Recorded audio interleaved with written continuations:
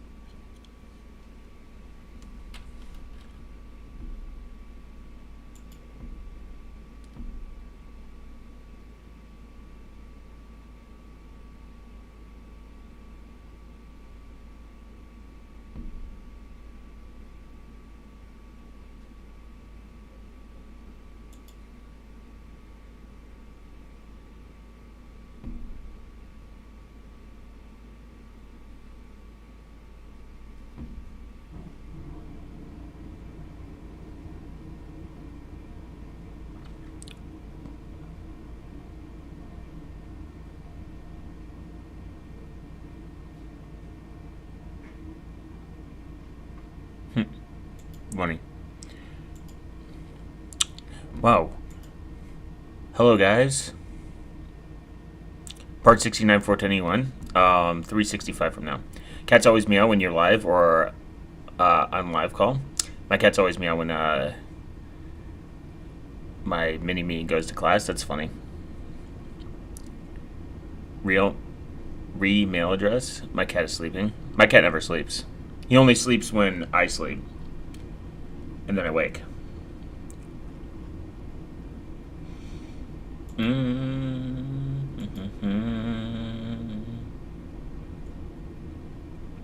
Okay.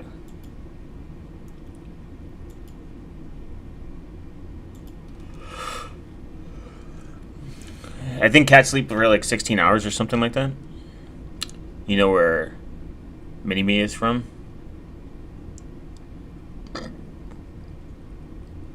The movie's racist, and it makes fun of midgets and bald people. Austin Powers was actually really funny. I should go rewatch that. It was actually a funny ass movie. Fat Bastard was pretty funny too.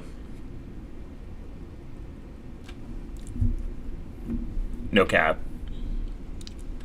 What's up, Billy? Bill, Jay, thanks for joining. My cat just has autism or something. Hot take: GrapheneOS only has haters because of assholes that spread misinformation. Not really a hot take. That's that's a very that's the answer. Unfortunately.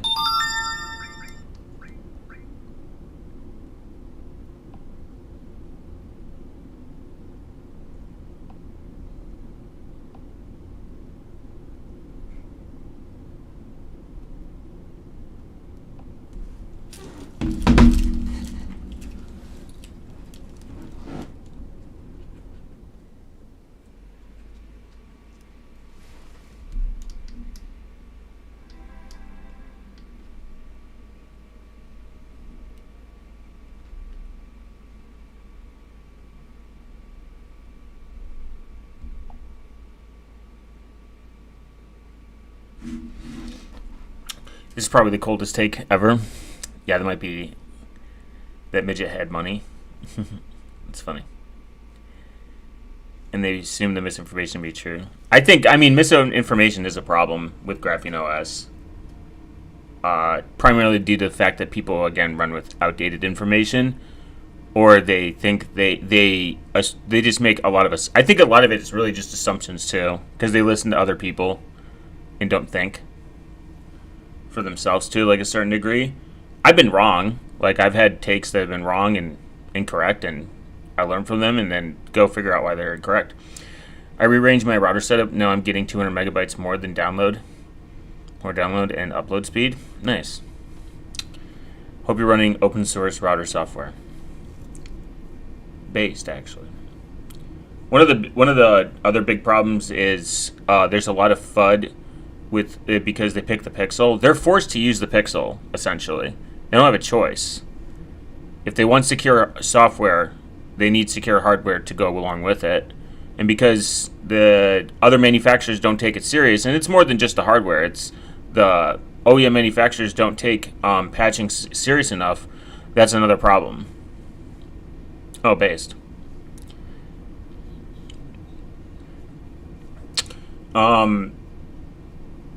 And that's kind of like the real issue is if the other manufacturers were to meet those basic minimum standards, GrapheneOS could be supported everywhere.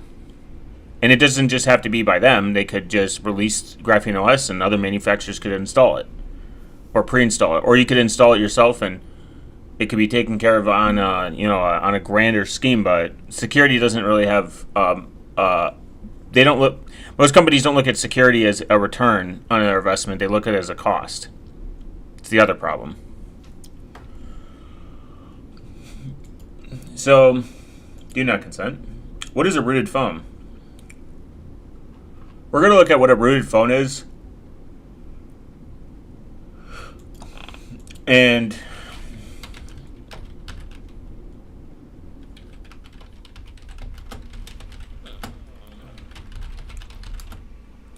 Android, Medieval's Eyes, Android comparison.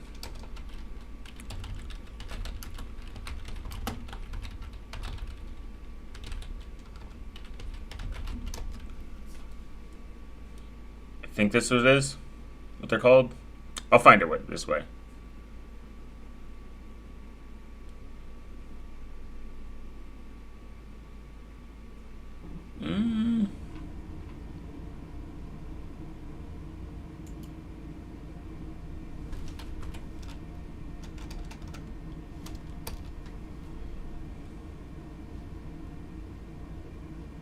It's not a ROM, so it's going to be really hard to find. Even hotter take, my Gen 2 computer is more secure than my phone.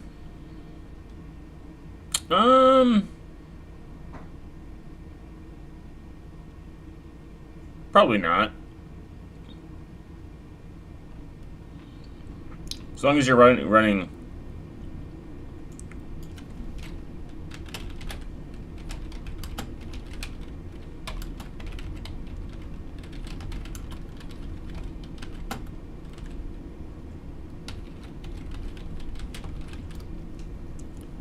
Hey guys, new to Graphene. What is the best way to install Google shit and keep it sandbox with least hassle to keep my phone easy use? Do it in your... There we go. Ewan Bird. Do it in your root profile and keep it minimal, and then maybe put it more into private spaces.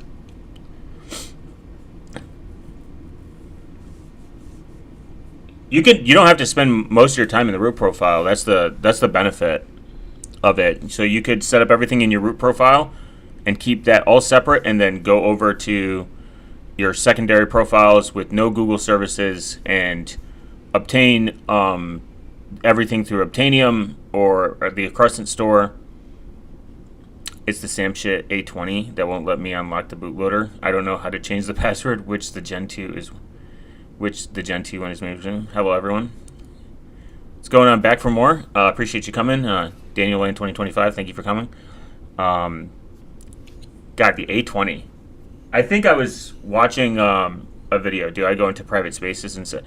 private spaces is more convenient than having multiple profiles. It does the same thing. It's not essentially the same thing. It is the same thing. It's just more convenient.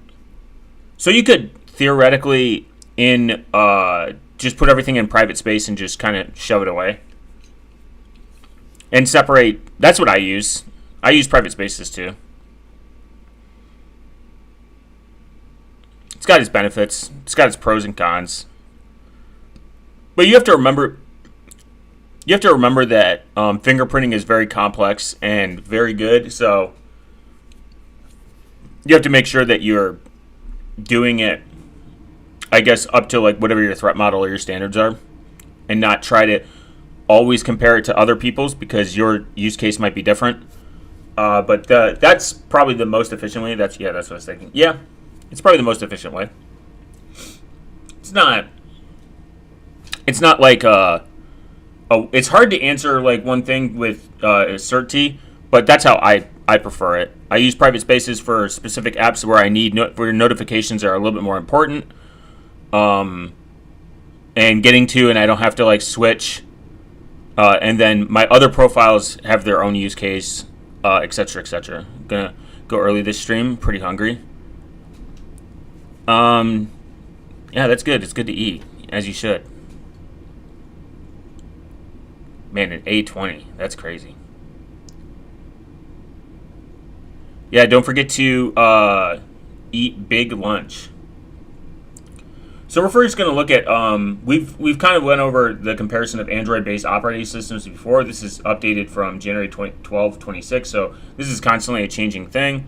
This is a huge list of stuff that are kind of like out there, and there is a fundamental problem a lot with these forks.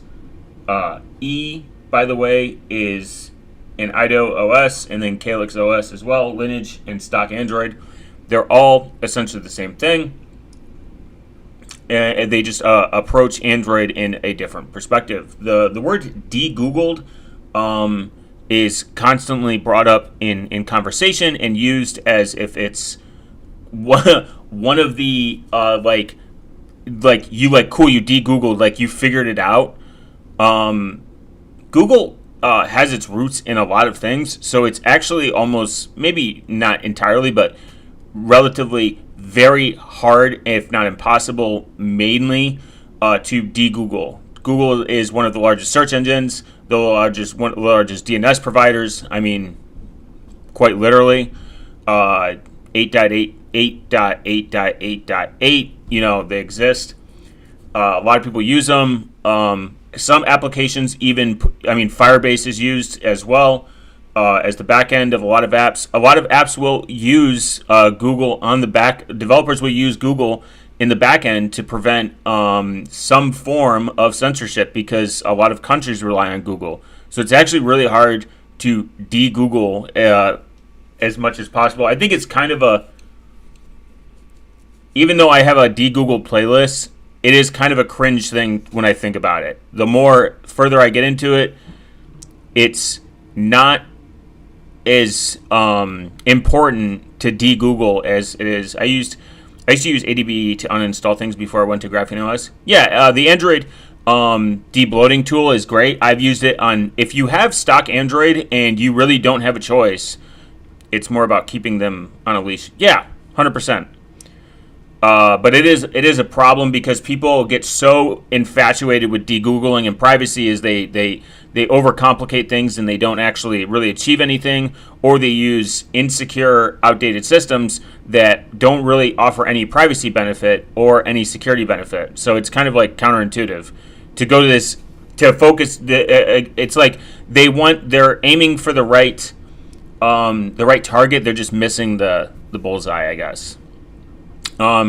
But if you have a stock Android, your best option is to use the universal Android debloater, because you can then remove a lot of attack surface, and you could hopefully keep updates for as long as they are possible on your system, especially on these lower end inexpensive devices where they maybe get like 1 or 2 year, maybe 2, maybe 3 year updates.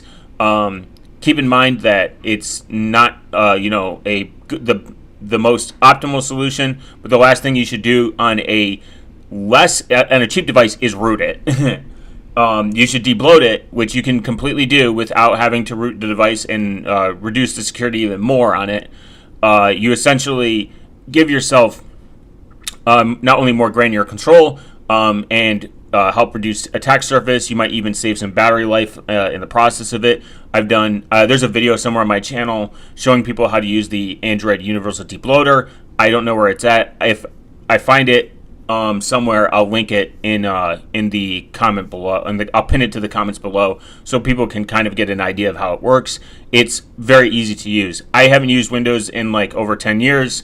So if somebody wants a Windows guide on how to do it, I would just look for it on the internet. I'm not a Windows user. I hate Windows, and I like nothing about it. Besides the fact that Windows, in most cases, has better out-of-the-box security than it does on Linux. But Linux has never been... I've changed my opinion on it. It's never been really a security perspective. It's more of a... Linux is a free and open source option because I like free and open source options versus proprietary software. But I digress. DivOS was originally included on this comparison, and it was discontinued at the end of 2024. RIP, by the way. DivOS, but DivOS would be the I watched. Should you switch from iOS to GrapheneOS plus iPhone privacy tips from Slimathy the other day. Oh, nice. Oh my God! Not that fucking video. Wait, is that one guy? I need to make sure we're talking about the same guy. I rooted back when I ran ROMs 2020ish, but I don't have to need. I think, if I'm not mistaken, people that use the word ROMs, 4 months, ridiculous. I think people use the word ROMs incorrectly. I don't think these forks are considered ROMs because it's random. It's because Android in itself is immutable and you cannot change it. ROMs should allow you to change it. Rooting allows you to change some things, but I don't know. I think people use the word ROMs incorrectly. Random, I forget. There's someone explained this to me, but whatever. It's semantics at this point. But don't call GrapheneOS a custom ROM because it is not. It's a fork, and they will correct you. And they explained their correction, and it made sense. And I was like, okay. I need to look at this. What's up, code? Git push to original to you tac u origin ball big balls. You forgot sudo, brother. No, do as. Read read only memory or something. I think it's. I remember someone explain. Me hearing or reading an explanation that we use the word ROMs incorrectly or something with. But again, it's a semantic thing. I don't care about it. But I need this. I'm pretty sure we're talking about the same guy. Back with some food based. I want to achieve. You know how people have like shows they watch when they eat. They're like, hey, I look for shows to watch. That's what I want. I want to achieve that. They're like, I watch not FBI Honeypot guys. Wyclept 1 M9. Welcome back. What are we doing today? We are demystifying GrapheneOS. Talking points, learning about what is a rooted phone, and I need to make sure that this is the fucking video that we're talking about. They're forks. Yeah, they're forks. Custom ROM is when Android without Google. True.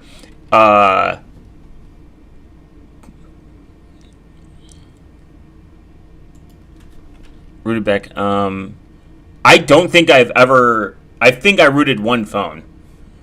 Pretty much ever. Should you switch from iOS to Graphene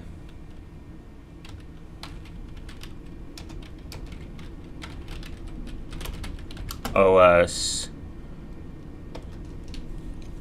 Slimothy.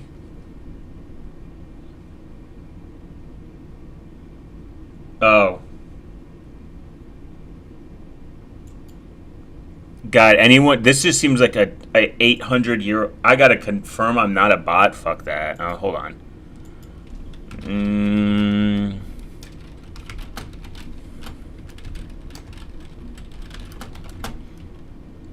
Switch from iOS to Graphene OS. We need to look at this first, guys. I need to know. I rooted my Note 4 to stop the battery from exploding. They say ROM because Android is immutable. It's not really a correct term, yeah. ROM is just a slang term thrown around in XDA and other Android forms. Yeah, I figured. NVIDIA has an Onion site. Yeah, but NVIDIA never fucking works. 26 minutes? We're watching this on 2x speed, guys. I'm sorry. What's up? I'm Slim, and you're watching Slimothy TV. In this video, I'm going to do something a little bit different. We are going to take a look at two different operating systems here and go over the pros and cons of each, and I'm going to explain why I chose one over the other. For the past couple years, I've been wrestling with the thought of switching from iPhone to GrapheneOS. Now, there are many reasons for this, but at the end of the day, GrapheneOS is seen as the more private option. Now, as I wanted to continue on this journey, I kind of looked on YouTube, and there's really not much about GrapheneOS. I mean, if you search for GrapheneOS on YouTube right now, you're just going to see the same 5 or 10 videos from the same 5 or 10 different YouTubers that are publishing about this. However, as I was scrolling through those GrapheneOS videos, I noticed something in common. There are people that have an iPhone and they want to consider. What? You don't need a sign in. It just, no. It's just I always have an issue with it. Dang YouTube. I always have an issue with it running. All right. All I'm saying is, there are more than 4 YouTube. Like, what is this crackhead talking about? There's more than 4 or 5 YouTubies. Already a terrible start of the video, for real. Yeah. Well, look, he has IVPN, dog, and app verified. The Aurora store is the biggest. The Aurora store is the Aurora is the biggest red flag.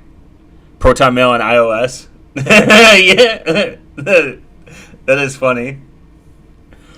It's so bad. I watched YouTube in FreeTube. I'll save you the time. Yes, switch for real. That's what I should say. I'll save you guys 26 minutes and 21 seconds of your life. Yeah, just do it. The first 10 is about graphene. Rest is about Apple. Wow. FreeTube is Electron. I watch YouTube in FreeTube. What about PeerTube?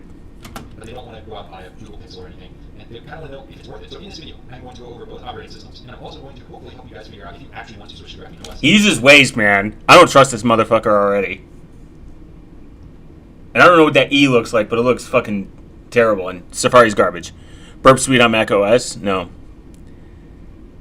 Burp Suite. I've used Burp Suite. Never, honestly, couldn't get behind it. I'm too retarded to understand it. It's cool, though. I know it's, like, huge in a lot of, like, web hacking. Spoiler alert, I did not fully switch over, and there are a few reasons why. Loser! YouTube DLP. What about PeerTube? With YouTube extensions. I'm already like irated about this. Isn't it? It says it's their site is on Vue.js and Electron. If you're going to be switching operating systems, you want to know clearly what are the pros and what are the cons. So the pros are better privacy on GrapheneOS. It feels like you're actually doing something to further enhance your privacy. And on top of this, you can actually shift your GrapheneOS to be completely SIM-less. So you can have no SIM card, keep your phone in airplane mode at all times, use a MiFi device with a data-only SIM. I'm sorry, but you can do that now. You can just do this now. Like you can do this with any phone. You can just put it on air. It does get worse. It's already gotten worse. They're like, you guys can use no SIM card. You can do that now. Nothing's that's not unique. Always 3D print phone cases instead of buying one in the store for OPSEC reasons. Got to get some water. It's true. You should 3D printing phone case. I've done it a couple times. It's not good. I'm gonna be honest. And I got a pretty nice 3D printer.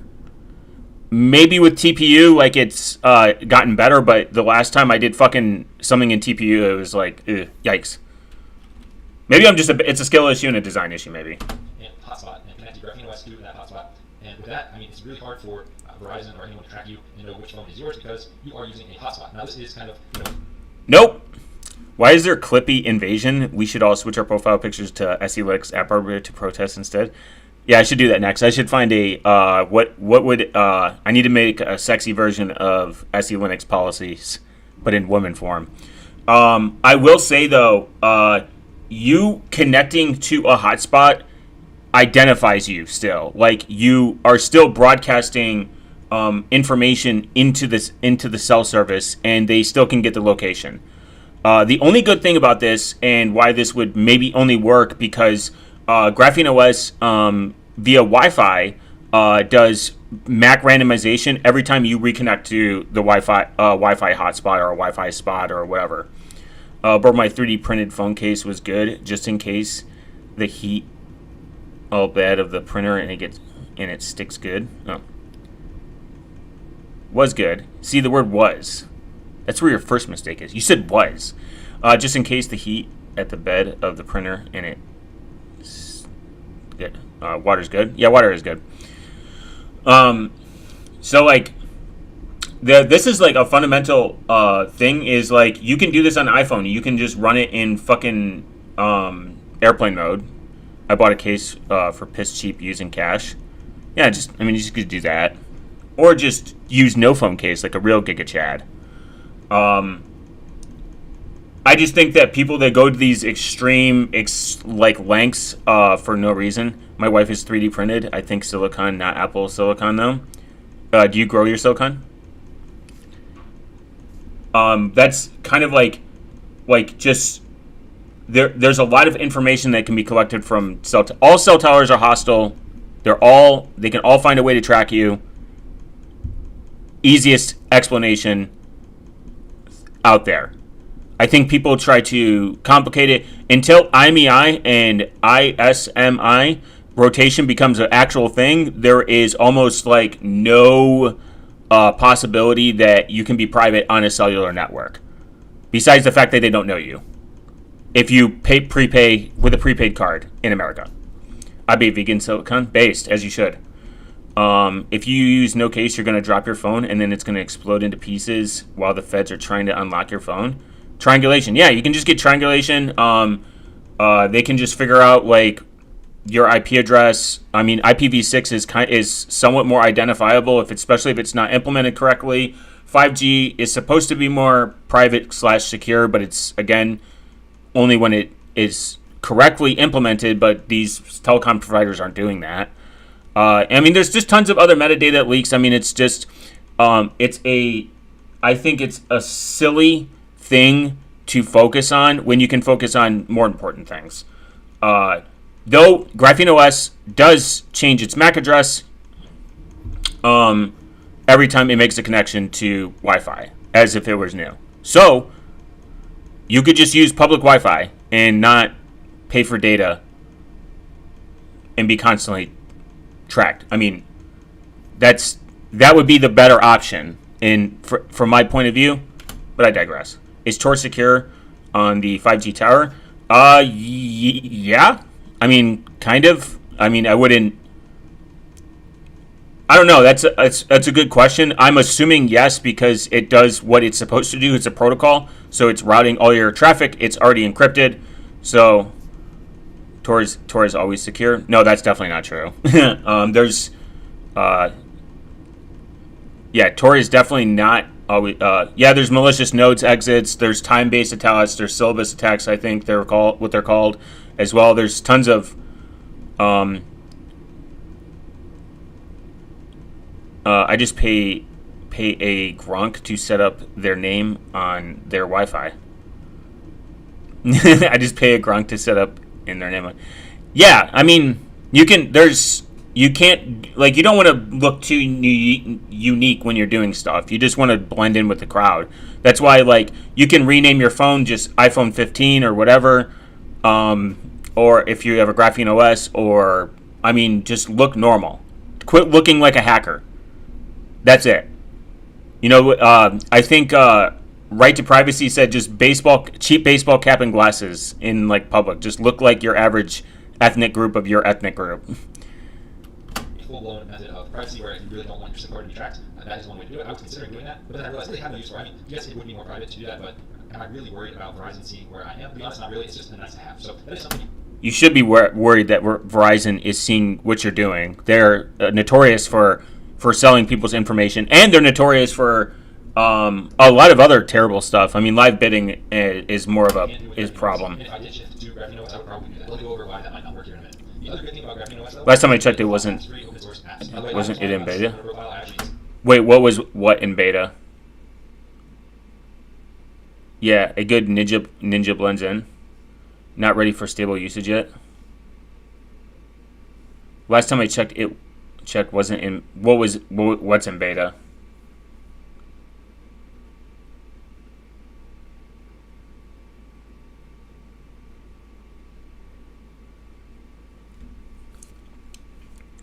So all the apps on the owner profile, I disable them and then I push them to my other profiles. I only have like 2 or 3 profiles, but that's kind of how I do it. So I have like NewPie or Tubular, whichever one you want to use for YouTube, so you don't have to go through YouTube, which is kind of nice. So those are kind of the pros that I'm thinking of with GrapheneOS, but there are a ton of cons, such as losing access to iMessage when almost everyone in the US. What a fucking loser take. Losing access to iMessage? Tor VPN? You can. I mean, you can do Tor. I wouldn't use Orbot. I would just use Tor's VPN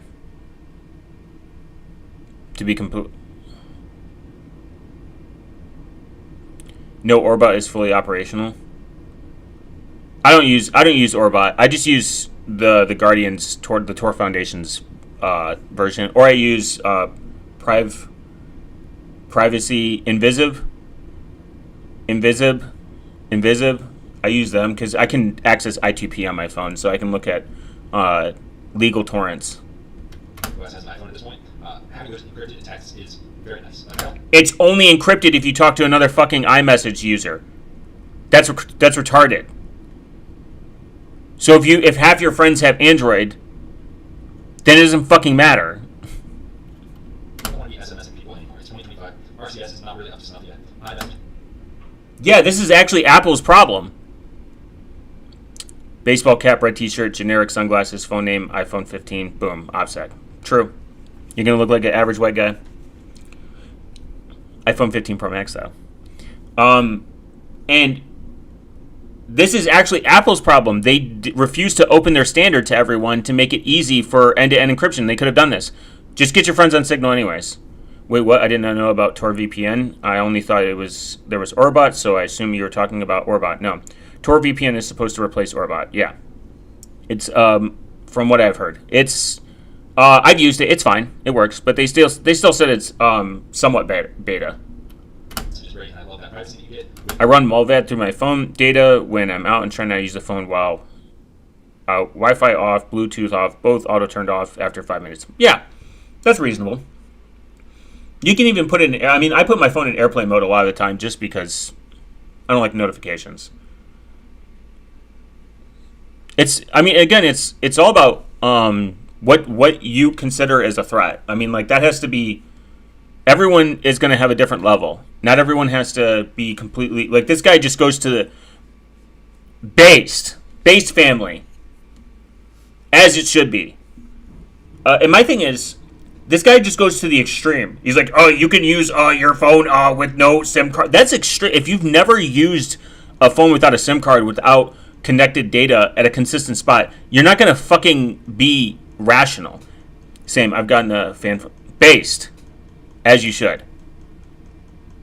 A family that uses Signal together stays together. Look, I just need to convince. If I can convince people that I've went on dates with to download Signal and use it, you can convince your friends.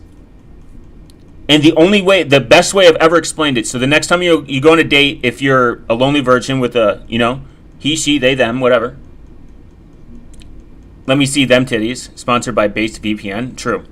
All you got to do is just be a phone with no SIM card might be useless mitigation. I wouldn't say it's useless. You are removing the amount of trust from a cell phone provider and you're offsetting it to Wi-Fi. But with GrapheneOS, the way it handles because using flight mode would do the same. It would do the same thing, 100%. You would just eliminate a bill, and you would also rely on, if you rely on Wi-Fi, it could be potentially more private because of how GrapheneOS handles Wi-Fi more privately. Some don't have a SIM card because of financial reasons and not OPSEC reasons. Yeah, 100%. I could sit in a doctor office, and when people come in, I listen to the Wi-Fi, and their phones look at Wi-Fi less. I look up address and tell them don't leave the Wi-Fi on. Yeah, and it also drains your battery, kind of. Phone numbers are easy to get. Yeah. But you can, but it doesn't block burners. It requires a phone number.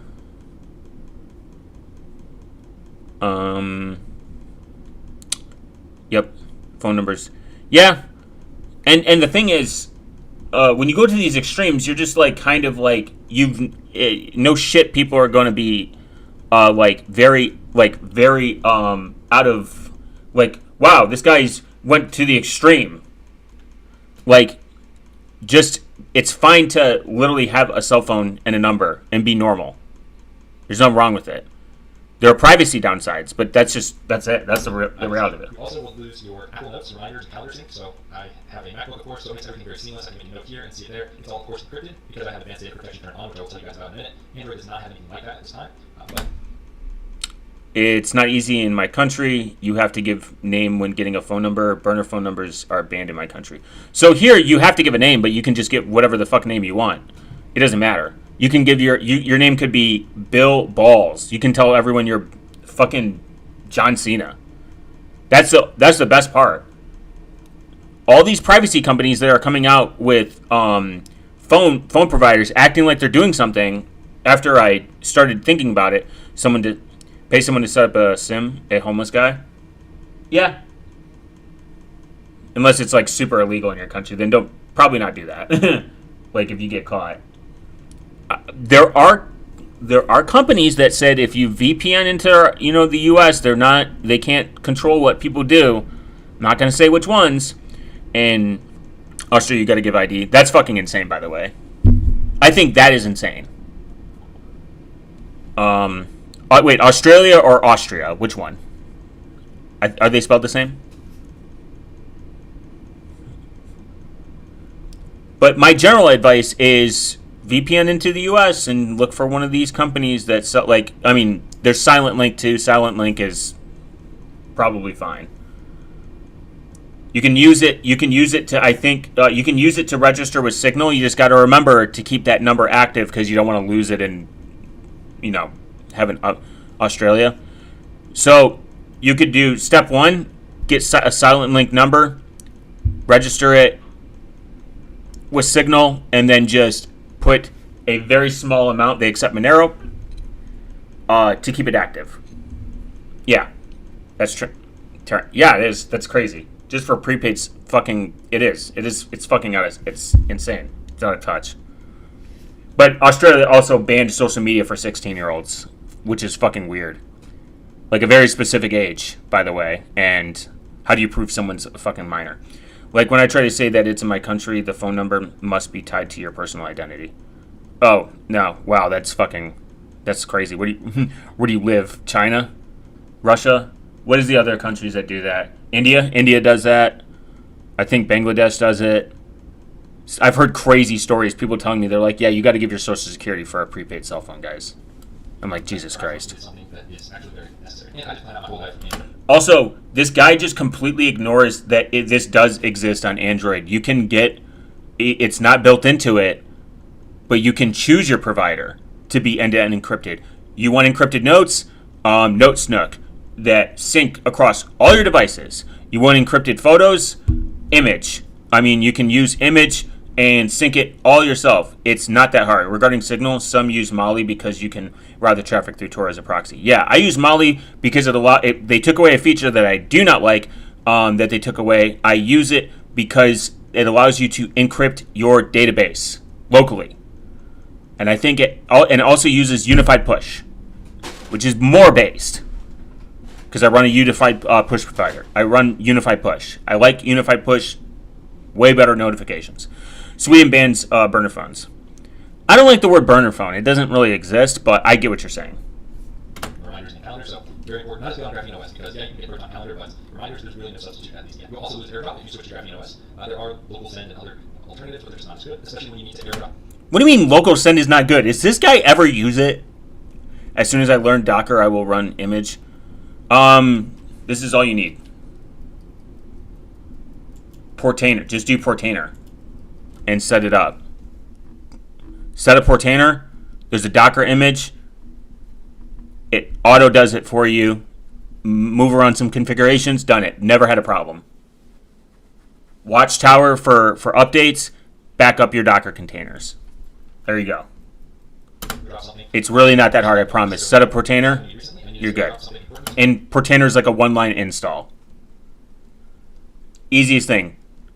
I do some very little configuration files, like my own stuff that I set up through like Docker Compose files, but image is easiest way to set it up. Another person, I said, hey, you have an iPhone? They said, yes. I just airdropped it. Didn't have to send them my contact information or anything. I just sent it. That was it. Now, another huge one is losing Find My. So I have a ton of AirTags to track luggage and my car. I've got multiple in there. So I've got a ton of AirTags. I don't want to have to lose access. Probably me too. I love local send. Thanks for the Portainer thing.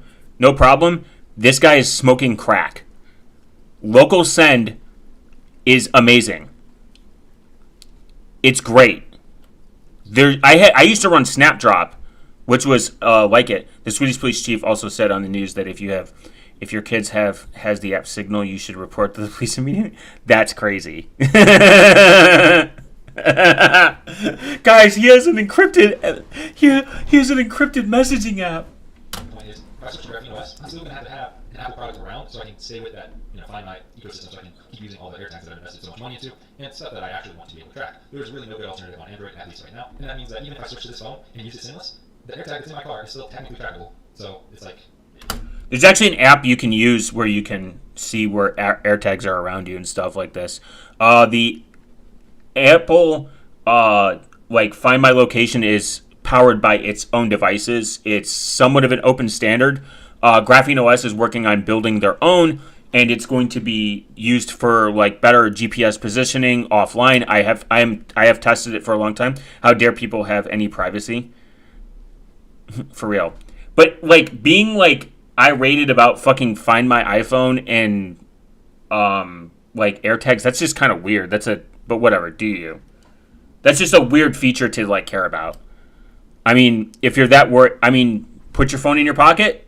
So I take it you haven't gotten your family onto Signal then? Is it straight up worth it? Not really.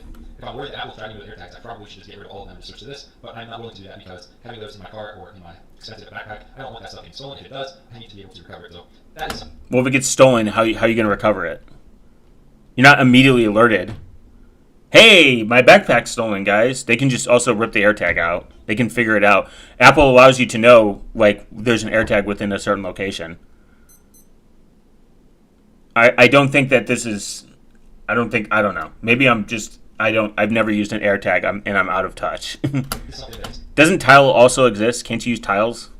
It's kind of a deal breaker for me. Now, lastly, this one is a little I made my whole family on Signal and many friends. Based. They're awesome, but they are very strange. There's tons of fighting online with that team, and it's just like if you go on their subreddit or anything, they're just constantly, passive aggressive towards people. It's not a good look. It's not a way to promote your software. You can claim some sort of mental whatever, blame on whatever you want, but it's not acceptable, and I don't like that about the team. So personally, that's a huge red flag for me. On top of that, wait, what? They actually are okay with iPhone. They're okay with Apple too. They acknowledge that Apple has good security. Their problem is Apple's walled garden and lack. It's same thing with Google. Is their inability to work in the open ecosystem and not walled garden people into their system, which I agree with. Can you teach us the right way, based way to share code and version code, the privacy edition? I'm the wrong person to ask that. I don't know too much about version control besides when I like some Git commands. I mean, they're way smarter people on this planet than I am on with that. I know how to like push stuff, but that's really about it. Radical looks like a very promising option, or just self-hosting your own Git repo and then mirroring it. and that means that even if I need to slow this down because I heard this crackhead say some shit that I'm like very crazed. Like that's crazy. Crackhead respectively though, guys. No hate. I switch to this phone and use it SIM-less, the AirTag that's in my car is still technically trackable. So if Apple's tracking me with AirTags, I probably should just get rid of all of it in my expensive backpack. It sucks, not really, in my opinion. The GrapheneOS team, the people that work on it, they're awesome, but they are very strange. There's tons of fighting online with that team, and it's just, like, if you go on their subreddit or anything, they're just constantly, passive aggressive towards people. It's not a good look. It's not a way to promote your software. They can claim it's some sort of mental whatever, blame it on whatever you want, but it's not acceptable, and I don't like that about their team. So personally, that is a huge red flag. That is the gayest shit I have ever heard in my entire life. I also installed GrapheneOS on my father's phone, based. How the hell do I print from assembly? It keeps seg faulting. I tried learning assembly. I'm just not smart enough. Like, I had a relatively I wouldn't call it negative. I had a conversation with Daniel McKay once, and he came off like an asshole. But it's online. I thought about it, like, deep. How the fuck do I know how this guy is actually talking to me? He's probably just autistic or some shit. He doesn't know how to type to people. Sometimes I type a certain way, and it sounds like I'm angry, or I'm talking a certain way, and I'm angry. V3 Final 2 is the only version control I need. If that's a joke, I don't get it. And I may come off like I'm mad, or like it's just the way I talk. That's it. Sometimes I type a certain way. And people, like, it's the internet. Touch grass. Literally. And they probably get very tired wasting resources answering iPhone privacy does not exist. It is a Palantir surveillance device. I wouldn't go that far, but I wouldn't say it's a Palantir surveillance device. I would say that Apple just probably hoards more private information that we can really attest to because it's a black box. You really can't say anything about Apple because it's a black box. And it being a black box is kind of hard, besides what advertisers have displayed and claimed in general. But my general consensus is that Apple probably cares about security and maybe privacy to a certain degree to themselves, but they can do whatever they want with the data that they have access to. They're a trust me bro company at the end of the day because they're proprietary. But they're like, I don't like when it seems like there's people fighting in their Reddit. It's not them fighting. It's literally them getting probably annoyed that people come in there. They're like, the NSA has hacked me, and like the NSA has hacked me, and how do I hide from the government? Like, dude, just get off the internet. It's honestly a waste of time. It's a waste of resources to probably regurgitate the same shit over and over and over and over. No, there's a video where a guy runs a program on his PC to see the data iPhone sends versus what GrapheneOS sends when you're running the same apps. Yeah. Apple's still a black box. They're proprietary software. You can see where a lot of it goes straight to Apple. And even advertisers complain that they make less revenue from iPhones, from the usage statistics that they get. They get less ad revenue. This is just this is not even from just me. This is just from developers. They also have to pay a fee and stuff like that too, but that's beyond the point. Again, I'm not here to say Apple is the most private solution. They probably are not the best on the planet, and GrapheneOS is only as good as really Android allows them to be to a certain degree because they don't own Android. Android is still owned by Google at the end of the day. So if Google starts lagging on giving them patches and updates, it becomes more difficult for them to be efficient, and they have to put more work in, and the more work they have to put in could reduce the overall security and privacy of your device. That's why on-time updates and security patching is super important. And I would have to see that video and see the nuance of it. again, fingerprinting is so advanced now, it's very difficult to actually avoid. This is why it's better to fake data and have least attack surfaces possible. At the end of the day, you're entrusting Apple, but I think this guy's really boiling a lot of his points down to, I just like AirTag and I like syncing, which you can just figure out how to sync stuff and just keep track of your own shit. Like, that's my opinion. A lot of people in my circle are using Threema these days. I think they just got sold to a private equity firm recently. I don't know if as long as their encryption works, I don't think it really matters. Kind of, maybe. But if their policies change, I'd be wary of them. Who knows how long GrapheneOS will be around? I know they've been around for a long time. Google's making some changes recently, kind of locking them out. They say that they're going to push through with it, but at the end of the day, we really don't know. We know the iPhone's going to be around. There's no issue there.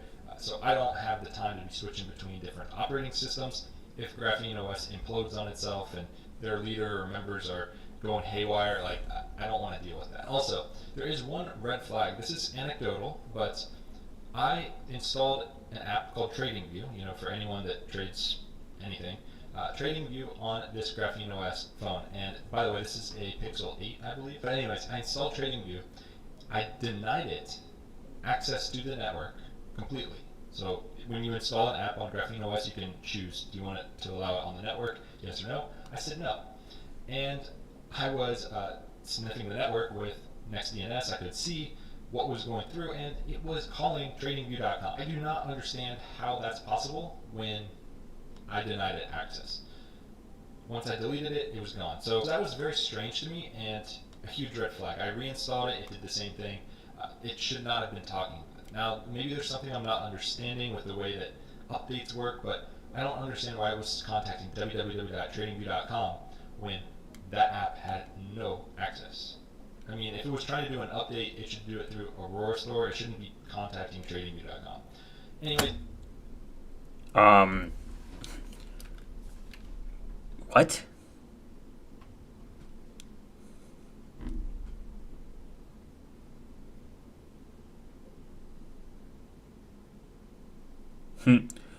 But AirTag not working, AirDrop not available, image. I had iOS bypass VPNs, but I don't know for sure. I don't know if the VPN's apps on it. Yeah, that's still a problem, I think, right now. That it still bypasses VPNs. I'm not entirely sure what he's talking about. I've blocked InternetX, so how it Android's network works off APIs. So just because it's making calls, it doesn't mean it's connecting, if that makes sense. It could be trying to make calls to it and getting no connections. I mean, just try to use the app.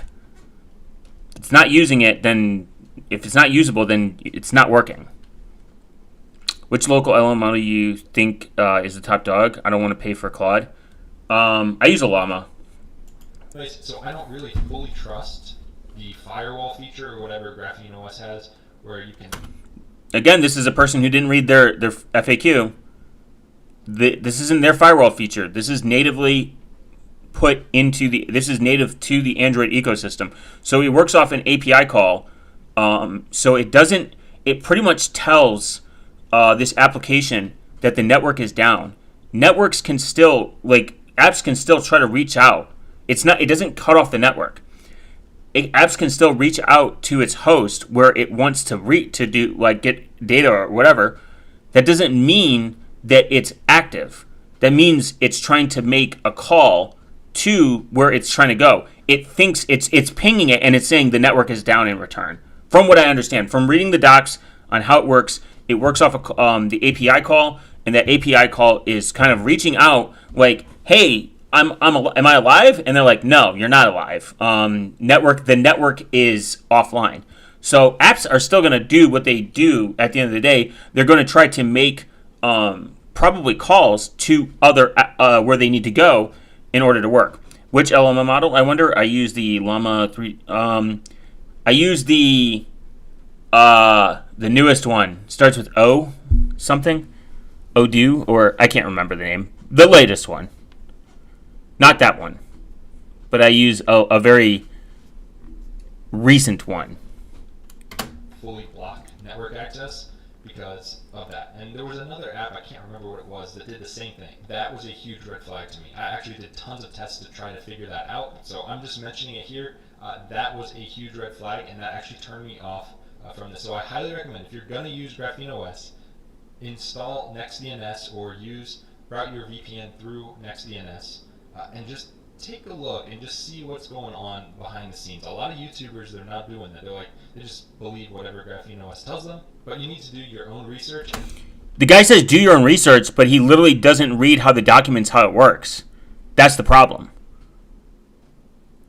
If it doesn't cut off the network access directly, like we can. This isn't believing it. This is just how it works. A lot of YouTubers aren't. They just believe it's. And he also said there are like 5 videos, which is retarded.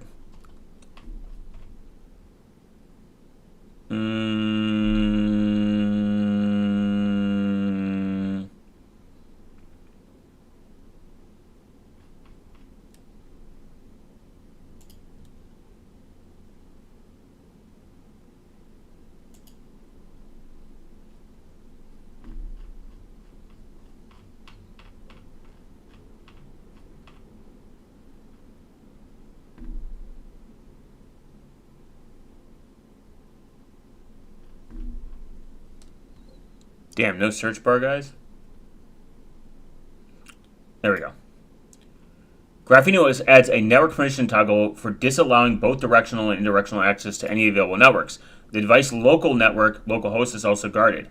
The standard internet permission used as a basis for the network permissions toggle is enhanced with a second layer of enforcement and proper support for granting and revoking on a per profile basis. To avoid breaking compatibility with Android apps, it added the permission toggle to enable by default. However, the OS app installation UI has been extended to show the toggle as a part of the installation confirmation. When the network permission is disabled, GrapheneOS pretends the network is down. It shows the network as a down in a various APIs and returns errors showing the network connectivity issue rather than revoking the permission, and avoids running scheduled jobs depending on the network. The results in the apps handling as if the network is down rather than crashing or showing errors from it trying to use the network being unusable to do it. One reason you should want to use GrapheneOS instead of iPhone is if you want to de-Yankify your digital life. Yeah. And the thing is, at the end of the day, if this app is somehow bypassing it, then there is a serious problem, and you should just tell GrapheneOS about this. Like, hey, I found this application; it's bypassing. I would like to test that, but I can't because it's anecdotal, and I didn't see his next DNS his next DNS install. So it's like you're just making a claim. Why wouldn't you record that and like show people? In my head, like, why wouldn't you? That's like my point.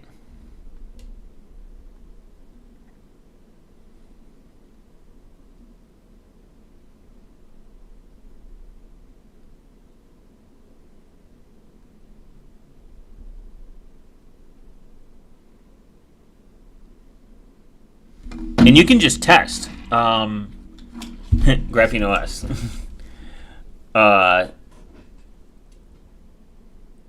De-Yankify. I don't know what de-Yankify means, but your difficult life. I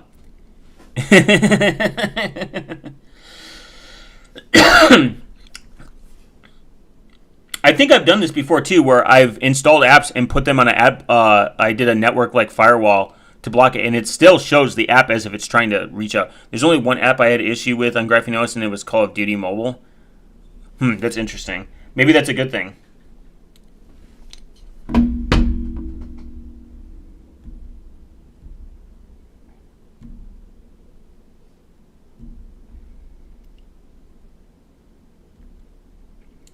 So I'm gonna Install, place. Okay. I'm just doing this.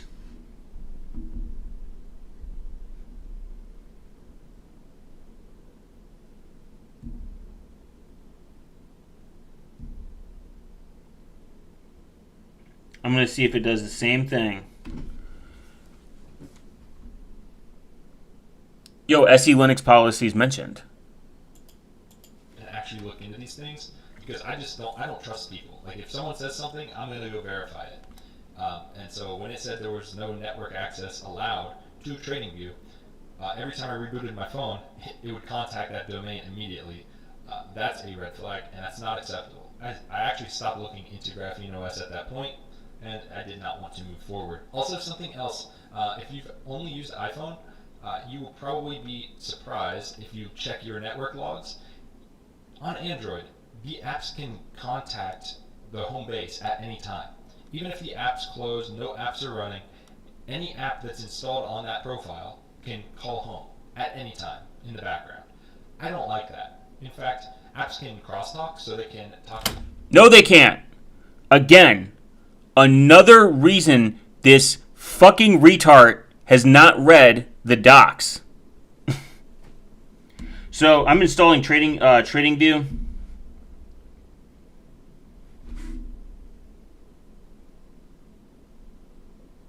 You can just read the Android docs too. That's the thing. This isn't like made up by GrapheneOS. This is just how Android has worked since Android 10. You can just go on Android's website and just fucking read. People like to say, I like to trust and verify, and all you're looking at is that bro did not read the friendly manual. And how do you know Apple isn't doing this? Again, they're a black box. You don't know what they're doing in the background. You don't know what they're sending back home. That's the point that I'm making. Like, if this is like, this argument, de-Yankify is a term I just made up, and it's about not using digital services from the U.S. big tech. This is getting popular in the EU release. Yeah. Oh.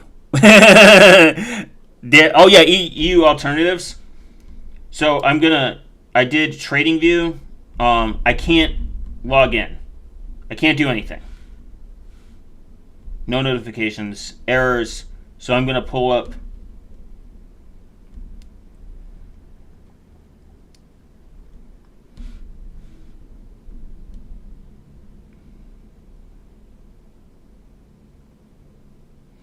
TradingView. Even it's trying. I'm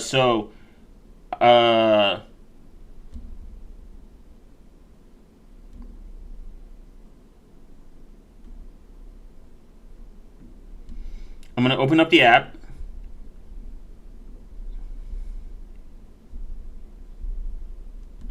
I'm going to reload. I'm going to hit reload 1,000,000 times.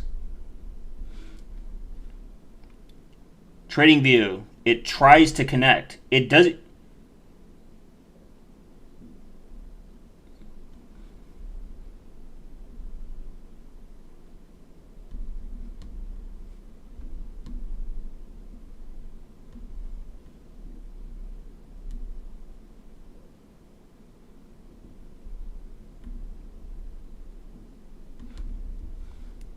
And I'll even reboot my phone.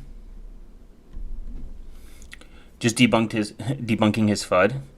I once heard USA managed to spy on Russian officials because they used iPhones. De-Yankify is removing any app north of the Mason-Dixon. To each other, technically. Now you can fix this by using a different profile and separating apps, but if you have 100 apps, you don't want 100 profiles. You can't. Why would you have 100 apps? Jesus Christ. So let's look at this real quick. A very simple. So the only thing I saw is TradingView tried to make 2 calls and make one query to the Play Store, which it probably went through because you need internet access to download it, and it probably made one query and that was it. I'm assuming, but it doesn't look like it actually went through.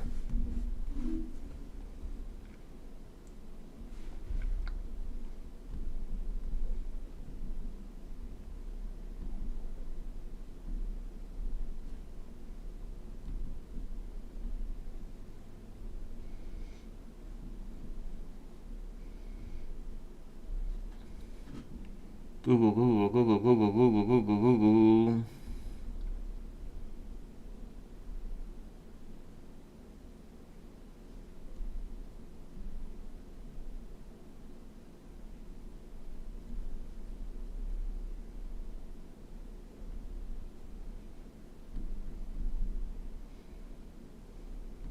Let me see. Yeah, TradingView tried to make one, two, three, four attempts to it. So what this does is what I assume. GrapheneOS tells us, hey, the network's down. It makes a call. It thinks it's down, and then it goes back. So it can't send anything out, even when you reboot the phone. And I remember when I was using Rethink DNS for quite a long time, I also had this blocked on Rethink DNS just to go even further. It's still doing this. I unblocked it on Rethink DNS. I blocked and then I reblocked it on Rethink DNS, and it's doing the same thing. It looks like it's trying to make a connection because it assumes that it's assuming that the network is down, so it's probably trying to make a call to check. It's doing like an internet connectivity check.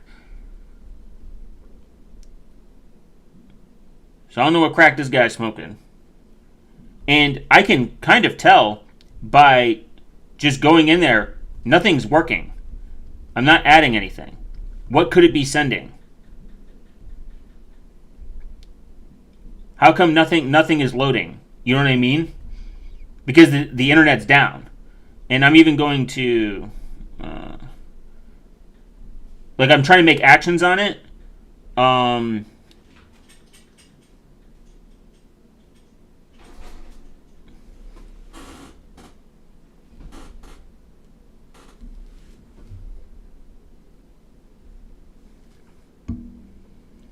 Metered.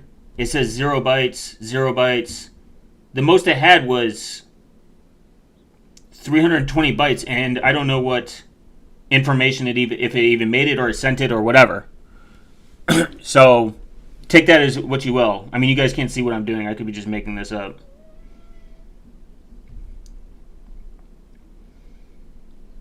But I'm not. I wouldn't lie to you. There's no point. And I'm gonna uninstall TradingView. We can't see your screen. Yeah, I know. But trust me, I downloaded it. I just wanted to reconfirm what I think is what it's doing from how I read it. So another simple thing to understand is, where is it? Yeah, network location mode disabling. No, that's not it. Oh yeah. I can see screen. I see GrapheneOS website. Yeah, this is my phone, guys. Big mode. Can apps access hardware identifiers? Can apps spy on a clipboard? What does GrapheneOS do about cellular tracking?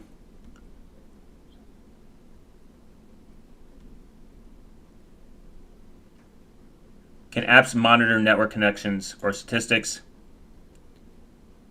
Apps cannot monitor network connections unless they're made into an active VPN service by the user. Apps cannot normally access network states and cannot directly request access to them. However, app-based stats can be exclusively granted by the user. Then there was another one.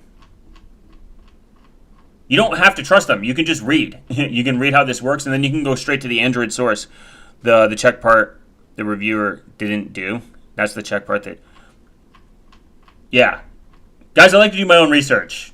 Does it sound like they did their own research? There is a section about this.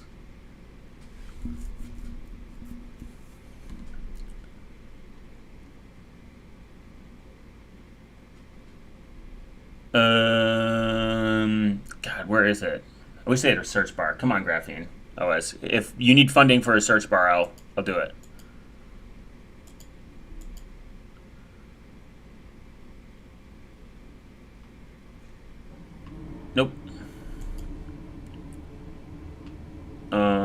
Features. Oh, yeah. Sandbox Google Play. Improve Sandbox. Privacy by default. Oh, yeah. Nope.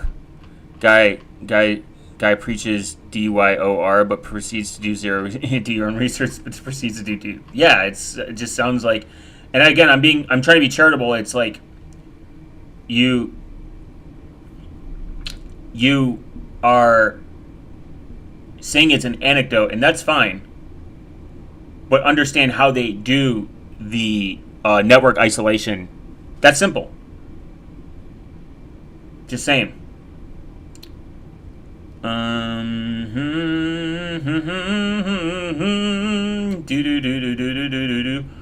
But guys, I don't like how the community talks to each other. Can't even do that. You read that Reddit and then checked the video they got even read, or checked but made a video.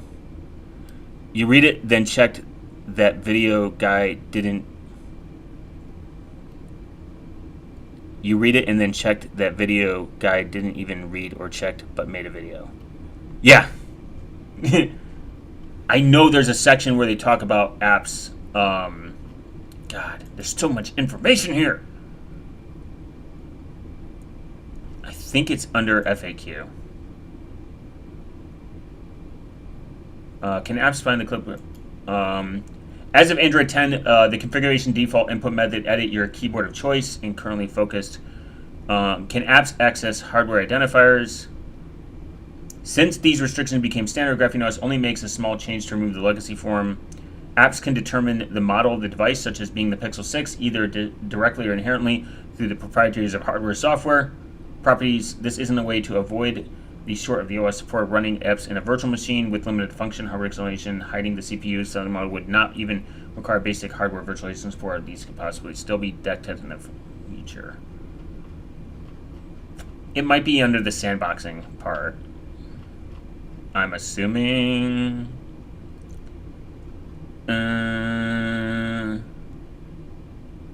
Which connections do the OS and bundle apps make by default? Which additional connections the OS make by default configuration?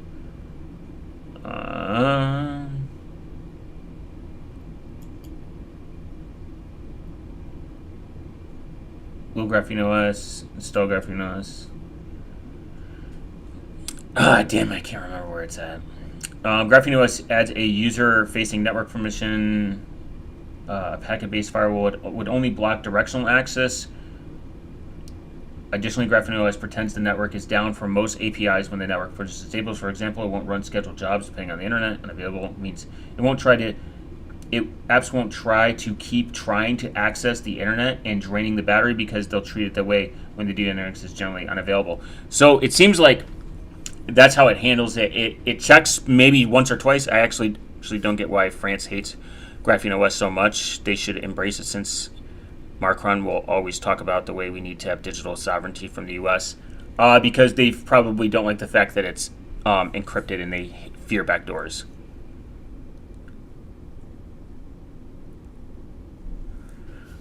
I mean, that is a problem. Man, my brain is fried right now on this. I could have sworn they talked about it. GrapheneOS.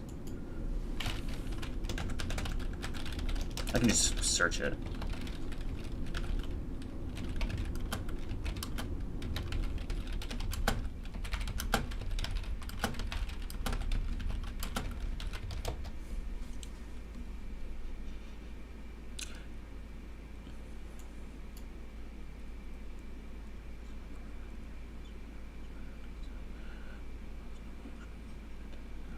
Communication between apps and different profiles or capabilities is workplace.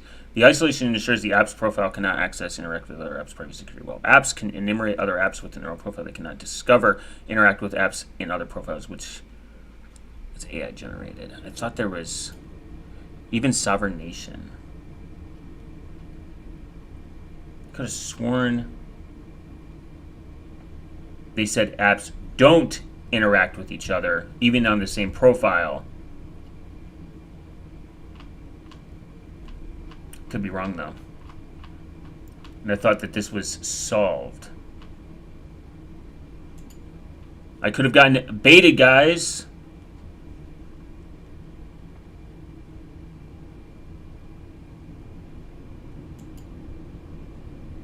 Apps can share information between each other with mutual consent via inter-process communications, IPC. There may be limitations on the breadth of data shared, determined by the Android or GrapheneOS. I don't know. But ultimately, data can be shared if one of those apps has network capabilities. I view that as a weak link with respect to privacy. Personally, I have GrapheneOS installed without permissions in order to use the Google Play camera, but I have opted not to play Play service.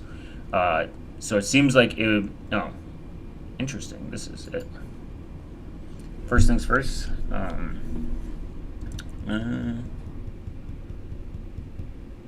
If checking or blocking is not possible, it's not going to be implemented in the alternatives. Blah, blah, blah.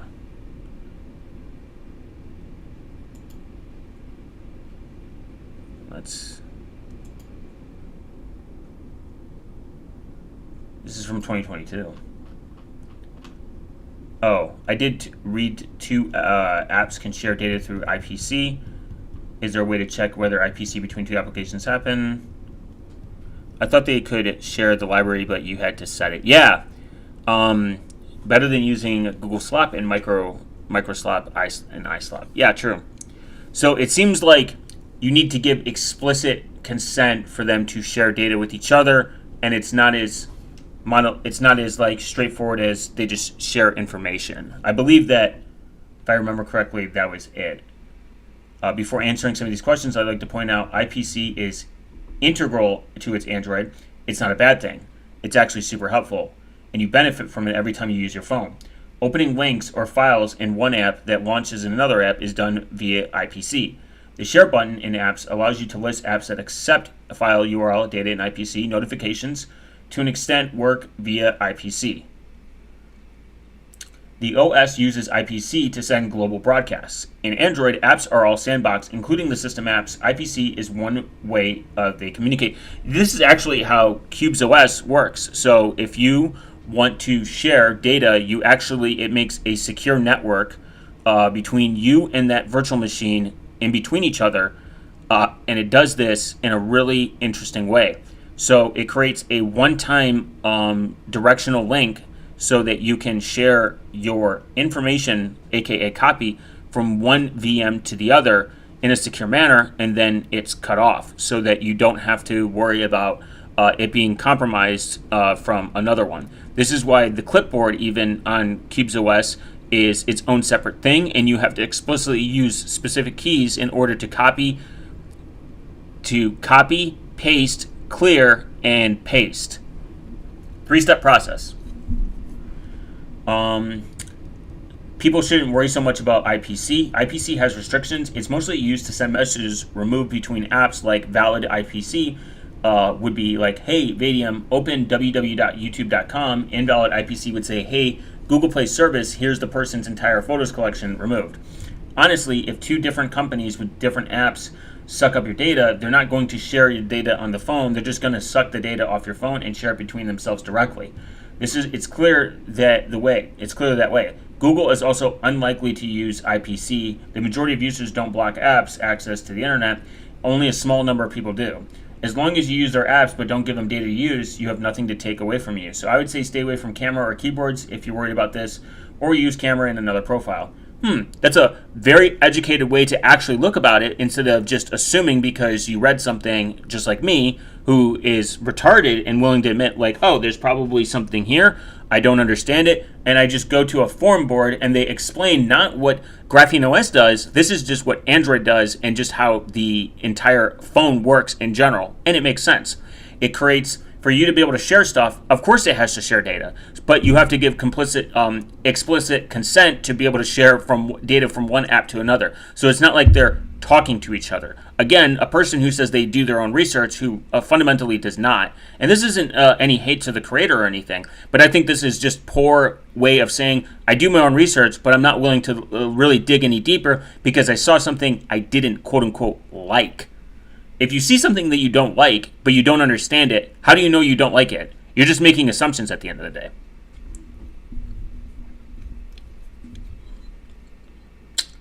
Is there a way to check if IPC between you happens? The only way to know is reading the source code from an app. Interesting.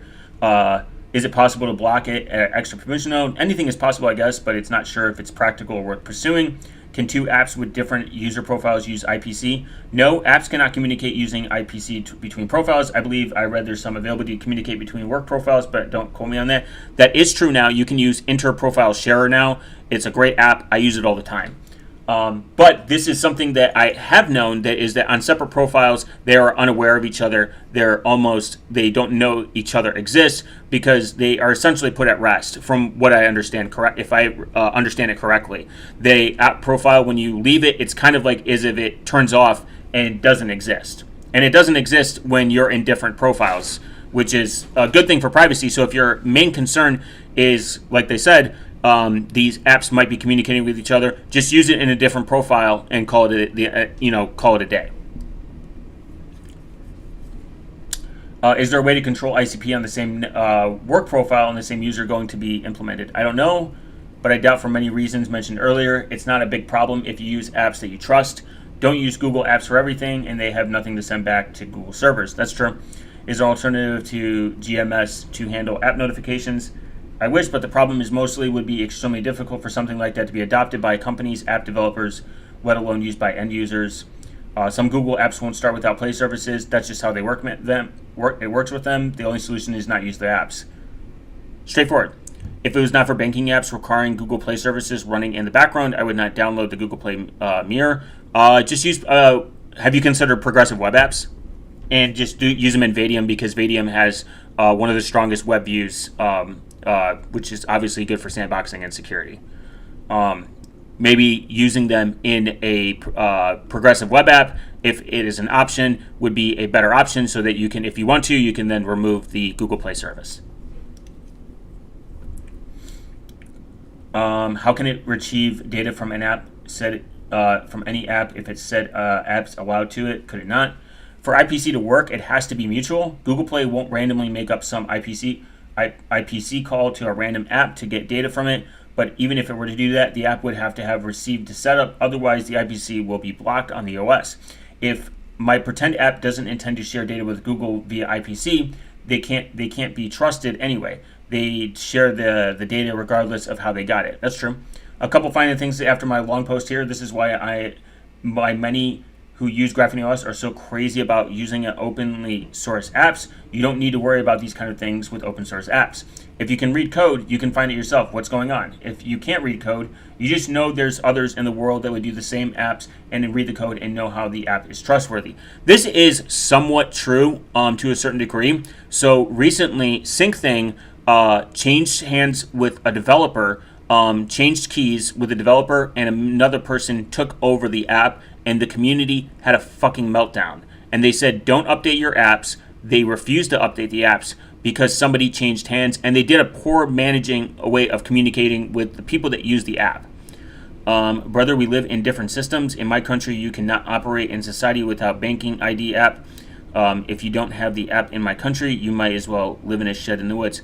Oh, I'm just wondering if the progressive web app would be just a more efficient option. I'm not saying ditch it because for privacy reason, for better options. If progressive web apps are allowed and it's more efficient to use it from a progressive web app, it's probably a better option, because then you can remove the Google Play services. That would be like my only suggestion. But whatever works for you, brother. There's no hate. Where was I?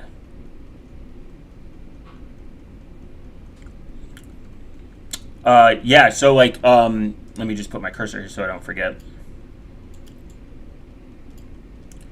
Latency Global Reach Support. Don't use their apps. Tell your friends not to use their apps. Contact developers. Urge them to stop using Google libraries or write their software in such a way that supports without the Google Play stuff.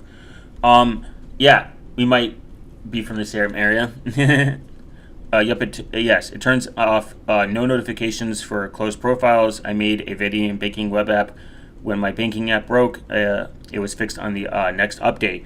I actually have a progressive web app version of one of my banking apps, and I get notifications still if I need to. But I just know how to check my banking apps on a normal, non-craze basis. But some people need it to be able to manage their finance. It's fine. Hey, we have one company making this app, and they refuse to let me to make one for Linux phones, as they refuse to make web app. That's pretty gay. Being smart about app permissions is your best defense. Storage scope everywhere. That's true. Decline everything unless absolutely necessary. If an app has no access to your phone, the only data it can get from you is what you add the app. Maybe that data is useful and they want to share it, but maybe it's very limited. GrapheneOS cannot protect you from this kind of data harvesting. Only you can by not using these kinds of apps. That's true. You need to also have some digital cleanliness. I would say digital hygiene is a very good thing. If checking or blocking is not possible, is it going to be implemented? Is there alternative? Also forgot to mention, there may be a way to have micro G and use that instead of a different work profile, but I'm not sure. Micro G is terrible, by the way. Please tries to photo resize. I didn't think of that because even with micro G, notifications still go through Google. By the way, all the fucking cucks that sit there and say micro G is de-Googled, it is not. It relies on Google Play services. It still has Google integrated into it. And it's worse. It's just not a good idea. But that seems like it's a good understanding. We simply cannot trust that Google isn't side-loading telemetry and other data through these channels. Agreed, kind of, in this case. I'm not really surprised. Google serves ads this way, disgusted, sure, but not blah, blah, blah. Long-winded, more rants. But it seems like that's how the inner app profiling shares. It just seems like it's built into the system on how it shares stuff, but you have to give complicit consent. Same. I only have GP services because of banks. That's fine. There's nothing wrong with that. Everyone needs to make compromises somewhere to make their life easier. You can't put a tinfoil hat on your head and expect to live in society and be paranoid. MicroG does not work well. Many compatibility issues. Yeah, because it's poorly maintained. It's bad. I came from Calyx OS, by the way. I used Calyx OS first. And let me tell you, no hate against them. GrapheneOS' experience has been way better. Well, apps will be able to possibly talk to each other, but the bigger red flag is that they can talk in the background and make network calls. So I was watching different apps, contacts, things in the background when I did not have any of those apps open, especially at reboot. Maybe this is just how Android works. According to forums, that is how it works, but I don't like that at all. If I'm not pulling up an app to run it, I don't want it talking in the background. Now, I believe GrapheneOS mentioned this on their website or in their FAQ or somewhere I saw it. They just basically blew it off and said that's how it is. Well, that's not acceptable to me, so that is not something that I would want to go forward with. On iPhone, if I turn off background app refresh, if Waze is not open, it is not contacting any server. It cannot do it until I open that app. GPT services run in the sandbox, so you still stop all the scanning and the control for what's going. Yeah, I tried to use Kali, not for me. That's fair. Kali sucks. Yeah, it's sandbox, so it doesn't matter. And even if if this was running in the background, that doesn't, just because it runs in the background doesn't mean it's collecting anything. If it doesn't mean it's collecting anything. It doesn't mean it's doing anything. It could just be doing a network connectivity check, for all you know. Even they said that themselves. So, I don't know. That's just how it works. And they blew it off. And I don't like it. Do you know how it works? If you don't know how it works, then... And then how do you know that your applications aren't just, just because you open Waze... It's just because Waze isn't collecting anything while it's sitting in a default state, it doesn't mean it's not collecting something. When you open up the app, say it just starts making all the connections, and it's connecting to everything, and it's logging all of the data while it's sitting stagnant, and it's just waiting for it to send it to a server. I mean, this is just clown level. This is clown logic thinking. I tried Pine Phone. I also got the Pine Top or whatever. Oh, yeah, the Pine Tab. Pine Tab was cool. Pine Phone was cool. They stopped making it, though. Same goes for any other app that's on my phone. That's how I want it to be. I don't want them talking in the background to phoning home and stuff. Definitely a huge plus for the iPhone. I would rather it phone home while it's open. What? Anyone tried the Solana? No, that sounds terrible. That iPhone apps can't really talk to each other. There is an exception, which I will get into here in a minute, especially with Google Apps. Now, one big pro about GrapheneOS is that they have sandbox Google Play services. So if you're already on a Pixel, you can't get an iPhone, just get GrapheneOS. It's much better than stock Android. But if you're on an iPhone, it's probably not worth it moving over. Here's why. In my opinion, and I'd say probably 99% of security researchers' opinion, Apple is the lesser of the two evils between Apple and Google. Google profits off of collecting every single thing about you, and they sell that, and they use that to their...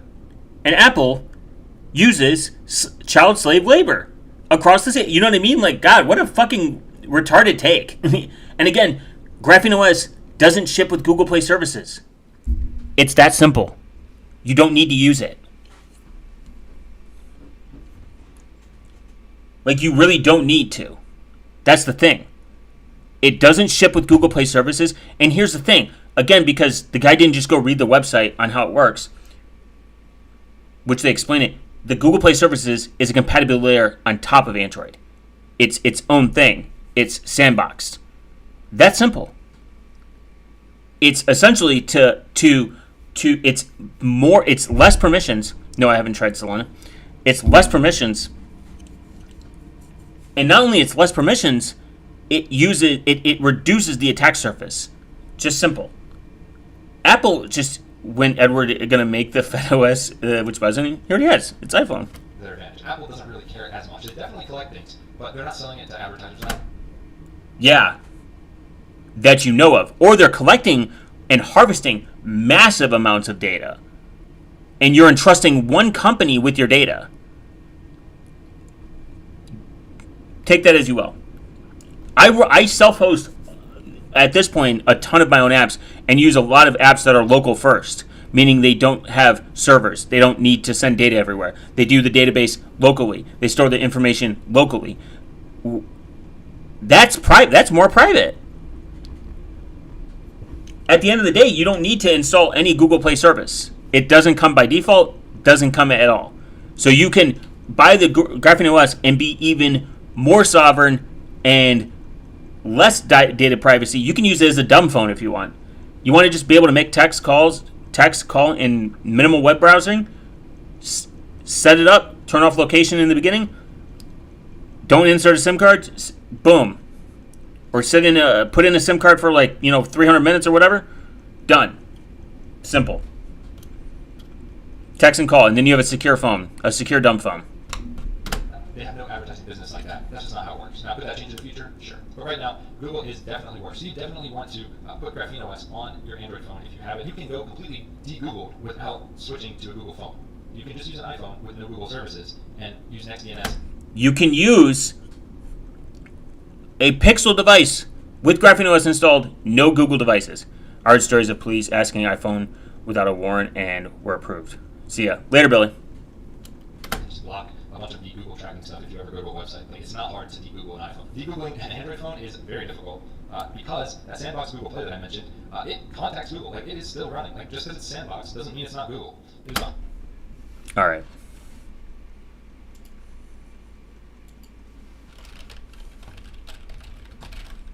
This guy thinks NextDNS is the fucking the investigator.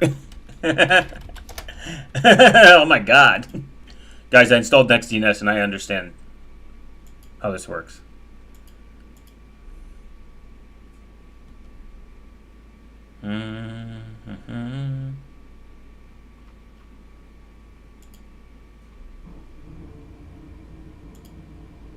GrapheneOS Sandbox has a compatibility layer providing an option to install and uses the official release of the Google Play standard app sandbox.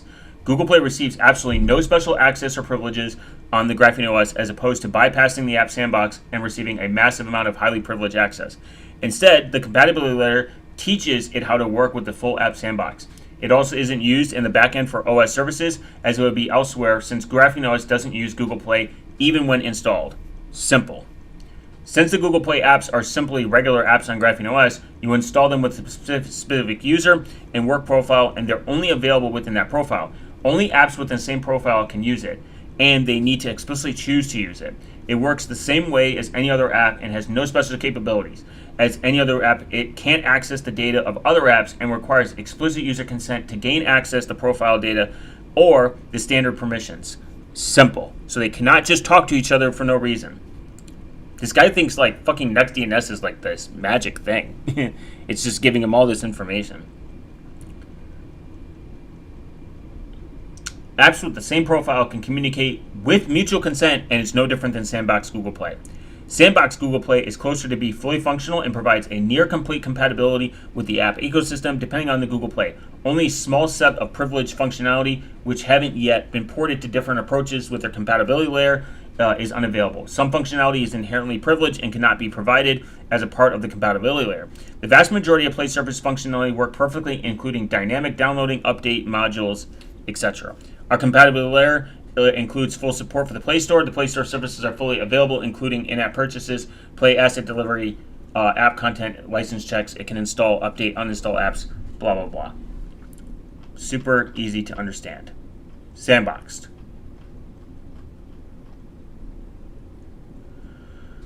Storage.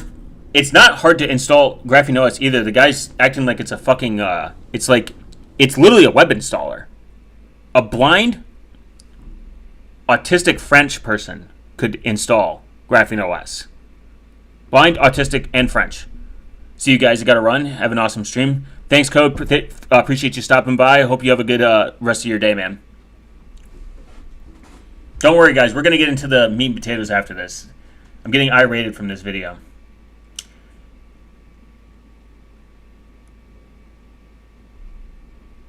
There's just so much to read.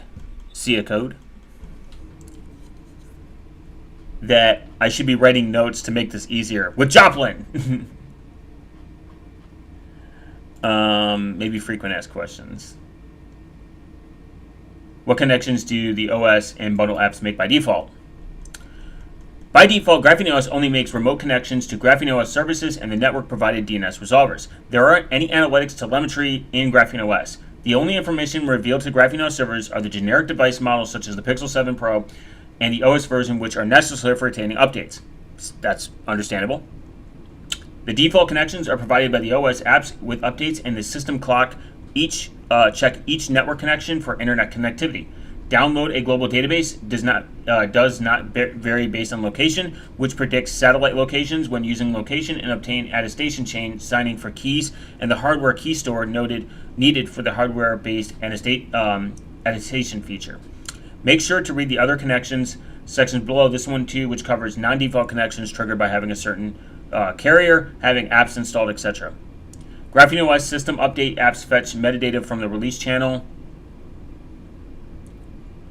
The GrapheneOS apps repository client app store fetches generic signing up metadata signed package updates APKs from appsgrapheneos.org, a separate name for the server as the release grapheneos.org. It provides out-of-band updates for certain app bundles within the OS repository, Vidadium, Open Apps. This is a full Android protocol which uses unauthenticated SN. Honestly, this is a full replacement for the Android standard network protocol time update implementation, which uses unauthenticated SNTP with fallback to the cellular network when it's not available. GNSS can also be used for a time source, but it's disabled by default, and OEMs can choose to priority order. Network time updates are security sensitive since certificates validation depend on having accurate time, but the standard NTP, SNTP protocols used across most OSs have no authentication. Our servers obtained the time from 6 independent NTP servers with NTS, which is the secure version of NTP for authentication, where at least 3 servers need to agree on the time to be updated. We plan to offer a toggle to use the standard functionality instead of HTTPS-based time updates in order to blend in with the other devices.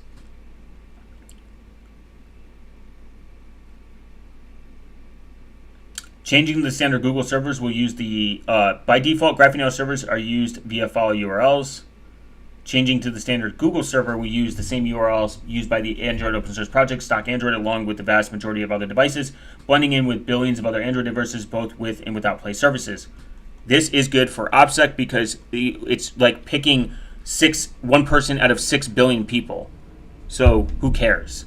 Again, like the person said, don't install apps that you don't want Google to have access to and blend in with the crowd. This is just how good OPSEC works.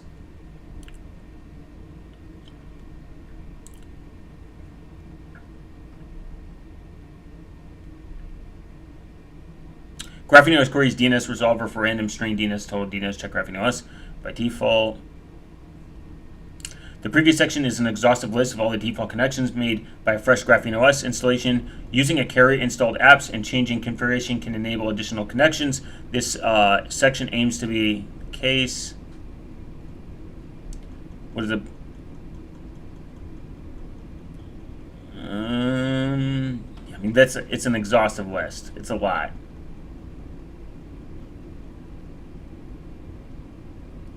But you can use the GrapheneOS servers pretty much the entire time. It's 100% Google, and yes, they get much less information because it's sandbox, which is great. But if you're thinking of switching from iPhone to this, to de-Google, well, you're going to have to get those Play services installed to get push notifications and for half the apps to work. Like half the apps that I use on here need Google Play services. What apps? The only apps I've ever needed for Google, for any of the apps to use, I can't think of a single app that isn't a banking. A banking app is the only one. You can just make your first root profile Google Play banking apps and then move on.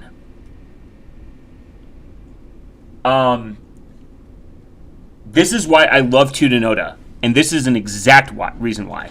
They don't use any back-end push notification server made by Google. They made their own push notification. They just built it themselves. It's great. I get notifications, no Google Play services. Proton should allow Unify Push. Fucking crazy that they don't. Biggest L that they did is just not, I don't know if they, I haven't used Proton in a while, so they could be using Unify Push by now, but I am not aware that they do. Also, why do you need notifications? I just never understood why I need to be notified for something important. I just check things. I don't know, maybe this is just a me thing. I'm being like irate about other people's lives. I'm being mad about other people's lives. I just check stuff that I think that are going to be important. I just like wake up. When I wake up, I check my email like a normal person. I don't need a fucking notification to tell me I have an email because I know I have an email. You always have an email. Updates, Obtainium, automatic. Messages, I can just open my messages like every couple hours and be like, oh cool, I got a message. If it's important, fucking call me. I don't know any other notifications besides text, call, and email. Well, you need Spotify to fucking notify you that your cuck playlist is playing? Install it as in a sandbox. I don't care what anyone else tells you. Go try it for yourself. You're going to run into an issue if you don't install it. And if you don't install it, well, then you're going to lose out on tons of features that a modern smartphone has. So keep that in mind. You're really I'm basically re-Googling by switching to GrapheneOS because I don't use Google on here, which again I will get into here. All right, so let's go into how to use the iPhone as privately as possible because we've already rolled out the GrapheneOS. It's not really the perfect solution here, right? It's okay. If you already have Android and you love Android, you don't need to use Google Play services. So if his argument is, I don't use Google products anyways, then move your app ecosystem over here since it's no Google. I only need text and phone and try not to use my phone when yeah. Why are we that lazy? I don't know, maybe, like I said, man, whatever makes people happy. It's just kind of retarded. But let's shift this for a second. He doesn't use any Google-related stuff. He just said it himself. He's reliant on things. Obviously, they use Google because if they don't work there, that means they're using Google and he needs Google Play services. So make it make sense. Doesn't really. Definitely switch to this. Don't use stock Android. Stock Android is horrendous for privacy. But if you have an iPhone and you're thinking of switching to GrapheneOS, before you switch, just make some of these changes on your iPhone and you will actually see you have a ton more privacy than you expect. I mean, the trade-offs, you have to go through your threat model, but the trade-offs aren't really worth it if you do these steps. Now, first of all, avoid Google at all costs on iOS. That's like Google Maps, YouTube, hell, even Waze, which unfortunately I have on here. However, that doesn't talk to the Google Maps app. Now, let's just say you have to have Google Maps for some reason, which I personally have it on my phone as well. But here's what you do. You already have it and you're already signed in. You need to manually sign out of that application as well as all other Google applications. So that means YouTube, YouTube Studio, Google Maps, any of those Google apps, Google Drive, Gmail, all that. Sign out of all that crap. Then delete all those apps and reinstall the ones you need. So like for me, I wanted to use Google Maps, but I did not want it linked to my YouTube. Every time I open Google Maps, it would try to sign in with my YouTube account, my business account. every time, and I never allowed it. But it knew that my phone had the YouTube app linked, and it knew what my sign-in was. So it was probably, even though I didn't sign in, it was probably tracking all that data and correlating it to me on some back-end database. So what I did, I signed out everything, deleted all the apps, and reinstalled them and did not sign in. So I have Google Maps with no location data. I turned off location. I also did not sign in. Now what does this net me? Well, I can still look at different businesses, see their hours, see if they're busy or not. And I can even plot routes if I want to see traffic or something like that. You can just fucking you can just use fucking organic maps. I don't know what that is. What's Palv Drove? Signal works great. Yeah. Yes, you can use Molly. You can use Unified Push. That's the cool thing about it. The better way to do this is to just use Apple Maps. Apple Maps is much more private than Google Maps, especially if you... Apple Maps uses, I believe, organic maps. And this guy's saying more private. Based on what? That's my point. People say Apple's more private, but based on what? Because I get it, and I understand that the advertisers are not like excited about Apple in general. But if somebody is hoarding all that data, this is like the equivalent of Palantir getting all of your data and being like, well, it's just one company. Russian business executives, entrepreneurs, investors who is co-founded the chief executive officer on Telegram. Oh, Telegram? Oh, God. I wouldn't use Telegram if you paid me. It's garbage. No end-to-end encryption in group chats. Do not trust that guy as far as you could throw him.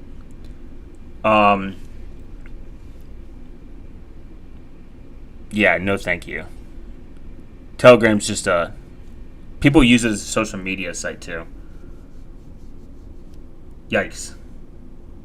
You turn off some of the settings, which I'm going to show you guys here in a bit. So to de-Google your iPhone, just get rid of all the Google apps, sign out of them first. If you really need one, you can re-download it. Now, if you're like, well, how am I going to watch YouTube on my phone if I don't have YouTube? Well, first of all, the YouTube app sucks. It's got tons of ads. Just install the Brave browser from the App Store. Just head in. Guess what Brave is made off? Guess what Brave is based off? You fucking incel. I'm getting angry for no reason. Guess what? Just wait till he finds out what Brave is made based off, guys. In the App Store, download the Brave browser, and you'll be good to go. Once you do that, and guess what? Yeah, he looks like a Madman Cyborg.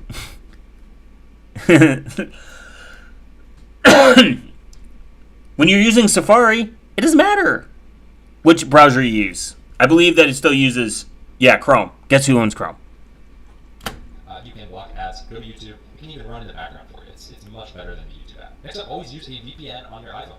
If you are someone that wants to use VPNs get bypassed on iPhones. They leak data. This has been called out, and they know about it. I don't know if it's still... I'm pretty sure it's still a thing. Which I do recommend. You can install NextDNS from the App Store, so that you have that if you ever turn off your VPN. But you should really route your NextDNS through your VPN. So I personally use iVPN. It is the only VPN on iPhone where you can actually route NextDNS through it. This is dumb, too. If you use a different DNS provider from your ISP, not from your VPN, that identifies you because it's unique. You are now making your traffic unique. I know people don't like all-in-one baskets, but the point of having good OPSEC and not being fingerprintable is to look like everyone else. This is a benefit. When you use a different DNS provider, especially if it leaks through Apple, that's the point. I think it's intentionally bypassing VPN. It could be. I don't know. I think they just don't care, personally. GrapheneOS fixed tunnel vision before it was the first people I think that fixed tunnel vision. But if you have a VPN, use the DNS provider by your fucking VPN. You're doing nothing, just making yourself looking intentionally more unique on the internet. This person has a different IP address, but they're using Quad 9 DNS servers. That's interesting. That looks interesting. This IP address is using a different, that's just it. I mean, it's common sense. VPN claims that you can do custom DNS, but it does not work with XDNS. So just scratch that whole idea. I mean, I pay for Proton VPN, but I also pay for iVPN because I use iVPN on my phone more often than not, and I love to use it in conjunction with XDNS so I can block tons of background trackers. I do have a whole video going over that. You guys can see that. It's actually a pretty viral video. You guys can check that out later. GrapheneOS also continued to fixed it. Yeah, they fix a lot of problems and security issues. And you have any OS and browser recommendations for 8 gigs of RAM? TinyCore, baby. It's the year of TinyCore Linux. TinyCore, and just use Brave. And the thing is, the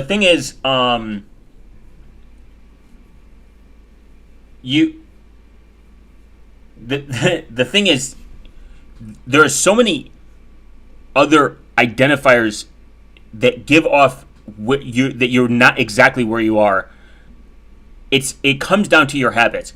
If you're using a VPN to log in to fucking a YouTube account or use a map apps or log into Facebook, you achieved nothing. It's like you're Mark Fisher that just logged in on Facebook to fucking, you logged into Facebook as Mark Fisher, but you're in fucking China now.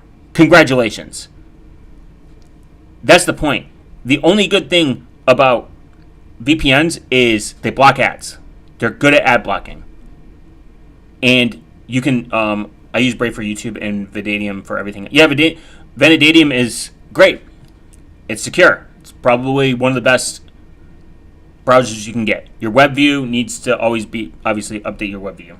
But anyways, hiding your IP address is paramount because a lot of data breaches these days include IP address, which gives geolocation information. Guys, a data breach happened. They got my IP address, but they also got my fucking name and my first and last name and pictures of me. You know what I mean? It's just, this is such a stupid thing to care about. So use a trusted VPN, which is Proton. You're also on a cellular network. You're sharing that IP address with thousands of people.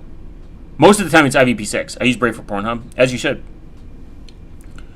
Your IP address is super irrelevant, and especially like depending on where you are, what tower you're connected to, it doesn't really fucking matter.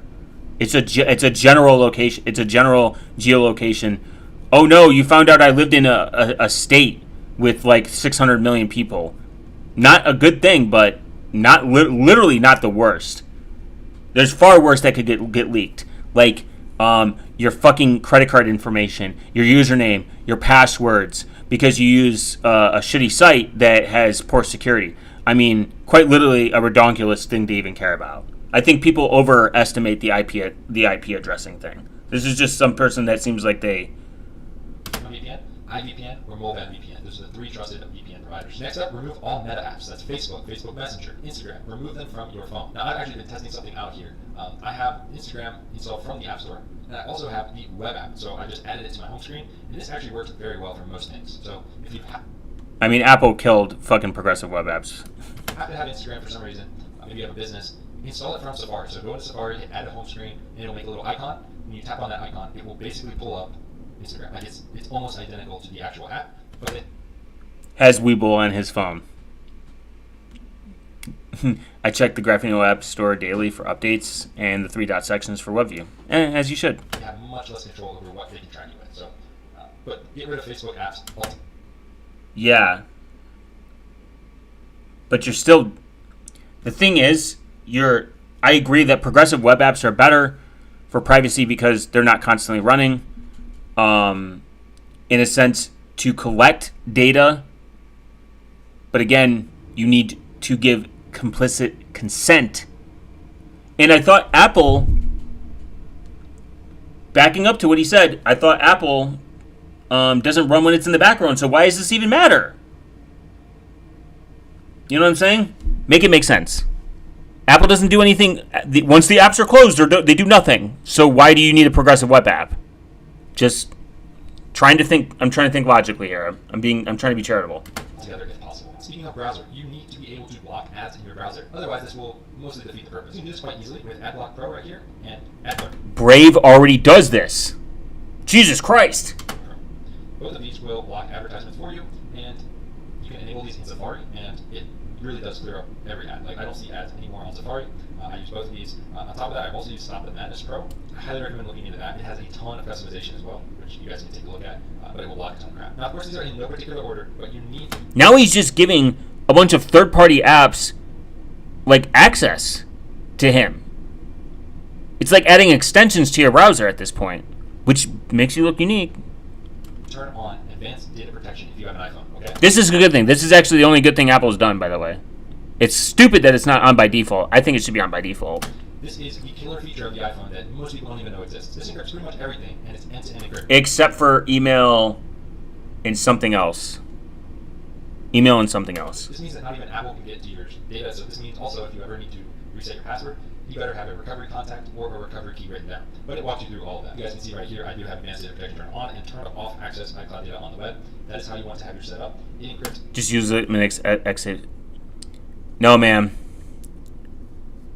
You need to go Super Giga Chad and use Tiny Core. You're the Tiny Core guys. Think about how small it is. Everything except for, I believe, contacts, calendar, and some email. Yeah, email can't be really encrypted. This is why Tutanota redid their. They don't support PGP essentially. Other than that, everything is encrypted, including your backups, including your iMessage backups. If you don't turn this on, the government could technically go into your iCloud backups and read your iMessages through them. What? They could go to your backup. They could go to Apple and be like, "Hey, hand me the messages of this person." Why would you even back your messages up to the cloud? Just do it locally. I mean, you literally get that option with fucking Signal, and then just export it off your phone. It takes 2 seconds. I don't know. Maybe I'm just too advanced. Even though maybe I have too much. Maybe I'm like that one guy. I don't value time. I'm a Linux user. Definitely turn on ADP. And unfortunately, at this point, Android does not have anything similar to this. So this is something. Yeah, it does. It's called back your stuff up locally, or to an encrypted cloud provider, or you use. And if he brings up third-party apps, man, like don't use third-party apps. You literally use third-party apps to block ads when Brave does it by default. Which is crazy, by the way. And you can just use a DNS provider to fucking do that. You can just put Quad 9's ad blocking DNS if you really want to. Or just use a VPN that blocks ads. And not only blocks ad, use their DNS server, by the way. So, messages going after a week? Yeah, just fucking, that's what I do. I don't fucking hoard messages. The people that hoard messages are psychos, in my opinion. Unless it's like very important. But if it's that important, just fucking, I don't know, email it to each other or something. I can't watch this anymore. I'm dying. I'm actually physically sick from how poor that was. All right. I'm going to get some water real quick before I get super hydrated. The only thing that I can give... The only thing I can give to that video is that there are some features, there is some functionality that you are losing at a convenience by switching to GrapheneOS. And that is, all I got from this, brace for impact, guys, AirTag and iMessage. Grown man, by the way. Everyone has it, guys. I'm just sick. Like, I've never relatively cared about the idea of using something that's just built in to a degree that I am that reliant on it. I think Signal is better. SMS sucks. RCS isn't the best, but this has primarily been an Apple problem. Them not wanting to open their ecosystem to make it easy for them to exchange end-to-end encrypted messages. They could have done this if people like care that much. Signal exists. Session exists because they're now supporting perfect forward secrecy, I think. Don't know if it's live yet. SimpleX exists. XMPP exists. Element exists. There's so many options you have for end-to-end encrypted options. Just saying. Like, people are so fucking horny for FaceTiming too, by the way. Insane. Just touch grass and see people in real life. You don't have to be FaceTiming someone for 8 hours a day. Just to, I don't know. I don't get people. Like, we want to be so digitally connected, but we don't want to hang out. I mean, like, if you don't like people, just say it. And it's fine. I don't like people. I like being chronically online, yelling into a mic, than going and touching grass. But touch grass, all I got out of that is no AirTag, no iMessage, ew, blue bubble, green bubble, or whatever. Fucking wild.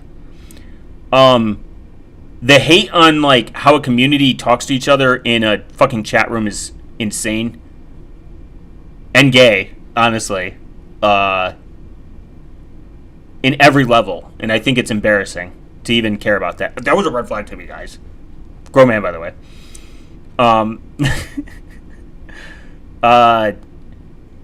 Says he doesn't use Google Apps, but if he doesn't use Google Apps, he can take all the apps he has right now and put them on GrapheneOS then, and doesn't need the Play service. So make that fucking make sense. And if he doesn't like the fact that there's no notifications, I don't know. No bitches, right? Is that what people say? Like, what apps of his needs notifications? Like, all I saw is this motherfucker uses Waze. You need Waze to give you notifications? Hey, by the way, you need to go to that, you need to go to that appointment, guys, that you forgot about. I don't know. I'm just, like, and the fact that Proton doesn't accept Unified Push is kind of crazy. I don't need my browser to give me notifications. I don't need my camera to give me notifications. It sounds like this fucking dude just didn't want to install Graphene. He just didn't want to leave Apple because he didn't want to get bullied by the color of his text. That's what I'm assuming. I'm going to go with that. He was afraid of the hoes to judge him for no blue text. Guarantee it. It's fine. We all love the hoes, right? That's why Jay has a wife. He had an iPhone before this. Real hoes use GrapheneOS. 2026.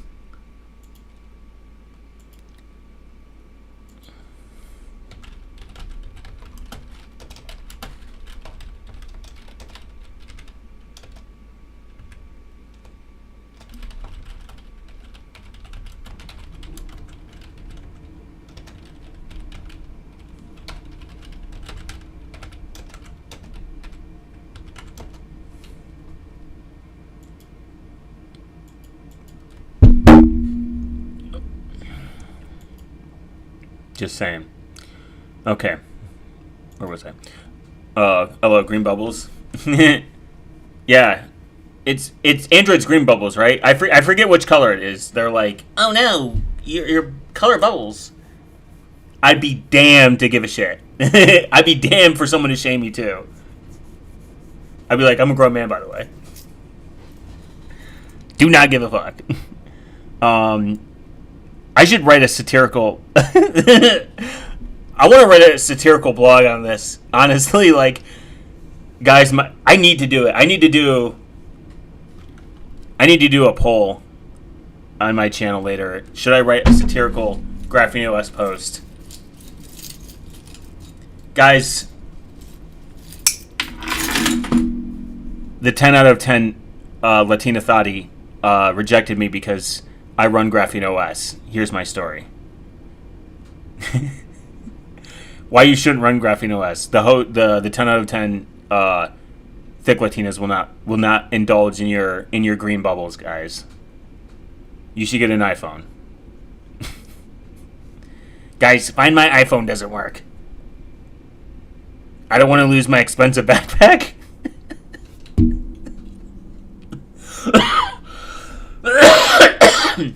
Shit, I'm dying.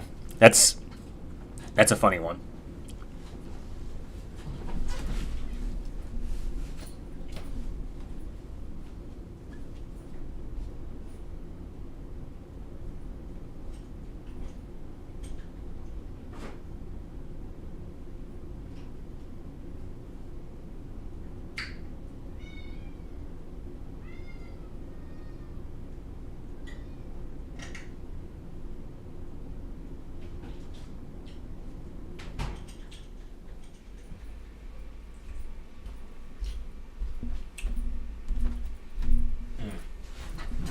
It was interesting.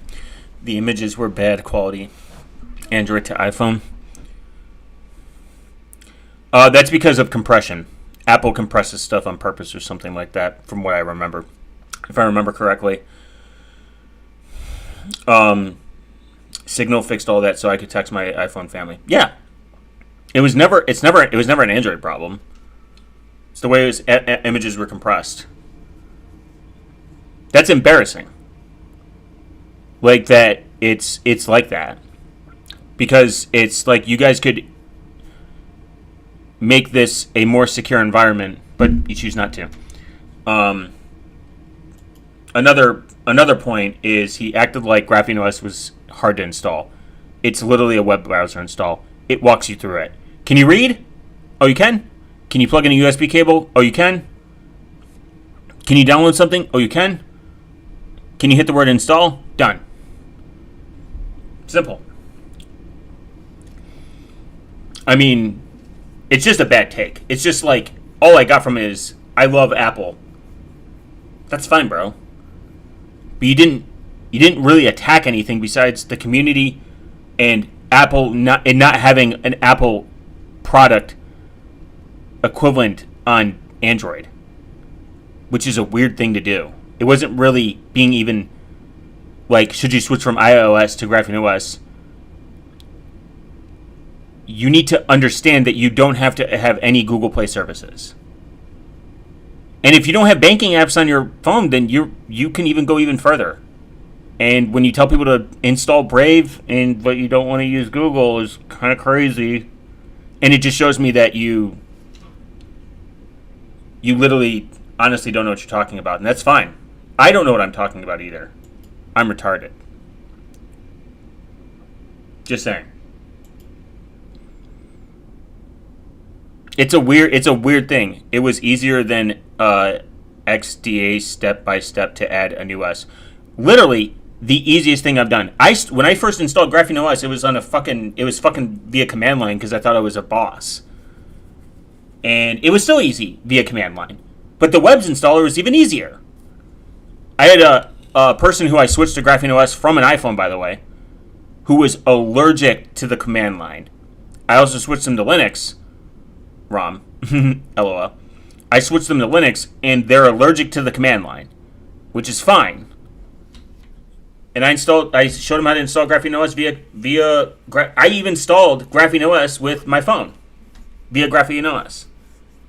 Because they're like, that sounds cool. And I'm like, it's the same thing. I'm just using whatever.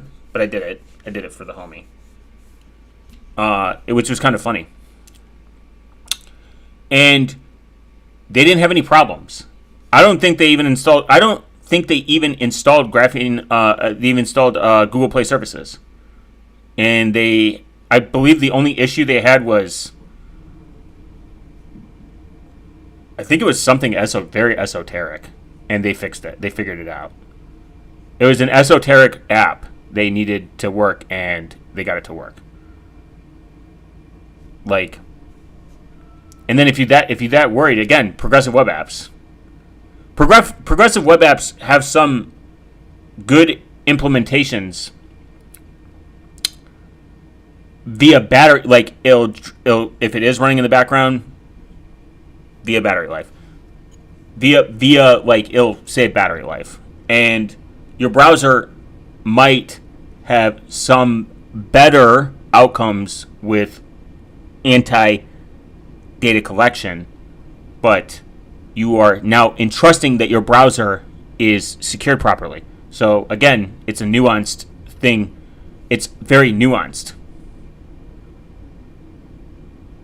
Like, I think, again, people focus on the wrong things when it comes to privacy and security. But I digress. We're gonna talk about rooted phones and then some other GrapheneOS stuff. Whoever told me to watch that video, thank you for making me go on a long side quest. It was funny. Guys, an ad! I'm scared. Less permission needed for the web app. Yeah, it's less permissions that you're asking. It's You don't need to set up storage scope then. You don't need to set. I agree. There are probably some apps that are far more superior from a progressive web app set perspective. There could be less data collection, less permissions needed. Correct. But you can also, again, set up all these apps with their own storage scope.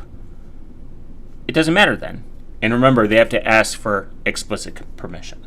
So if progressive web app doesn't work, make sure you set up storage scope, set up context scope, go down to the permissions that you don't want it to work. Done. You do it once. These people act like this is something you have to wake up and do every time. Like iPhone users are like, you have to change permissions once? Oh my god. No. Like, it's just like their world shatters. Embarrassing. Grown adults, by the way.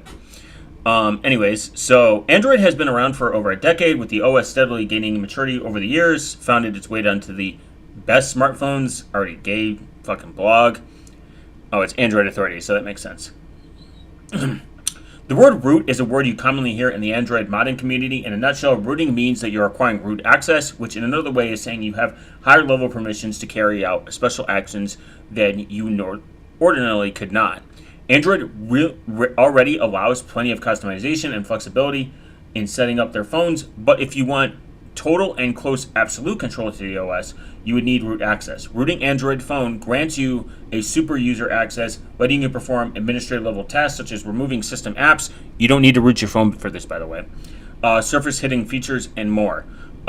There's a reason this level of privilege is not easily granted to every Android user. Most people don't need to root access and will likely break some critical functionality on their expensive phones if they have such permissions. So root access is best left to people who know what they're doing. No, it's not. Just don't do it. It just weakens the security. Rooting your phone comes with some risks associated with rooting the process and possibilities after rooting. For the vast majority of Android users, rooting involves risk that simply don't need exposure to, and they should not proceed with it. Note that getting a higher privilege by itself is not considered what's unsafe, but often manufacturer locked root access behind a locked bootloader and other restrictions, giving rise to avoidable complications. That is what's the unsafe part, is you're giving higher privilege access. The active of root, whatever. Note that getting higher privilege itself is not what is considered unsafe. That is considered unsafe. That's the unsafe part. That's not what's considered unsafe. Giving someone more privileged access when you can then get compromised and then have higher privileged access is the problem. Bootlocker and safety net. This is actually one of the reasons why tap to pay doesn't work, by the way. This is the reason why tap to pay doesn't work, by the way. Safety net, I believe, if I'm not mistaken. It's something involving where their GrapheneOS isn't whitelisted, so they won't do it. I lose the deposit a check by photo with the web app versus native.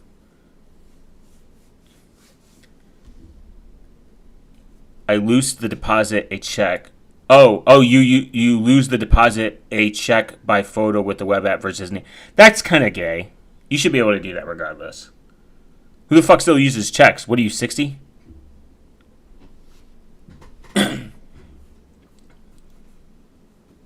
What do you work in the fucking library in 1901? What are checks? Unlocking the phone bootloader removes a big security checkpoint against bad actors. It also trips safety net on most phones. That is true. It doesn't allow you to verify that the kind of like the I don't add pay by phone.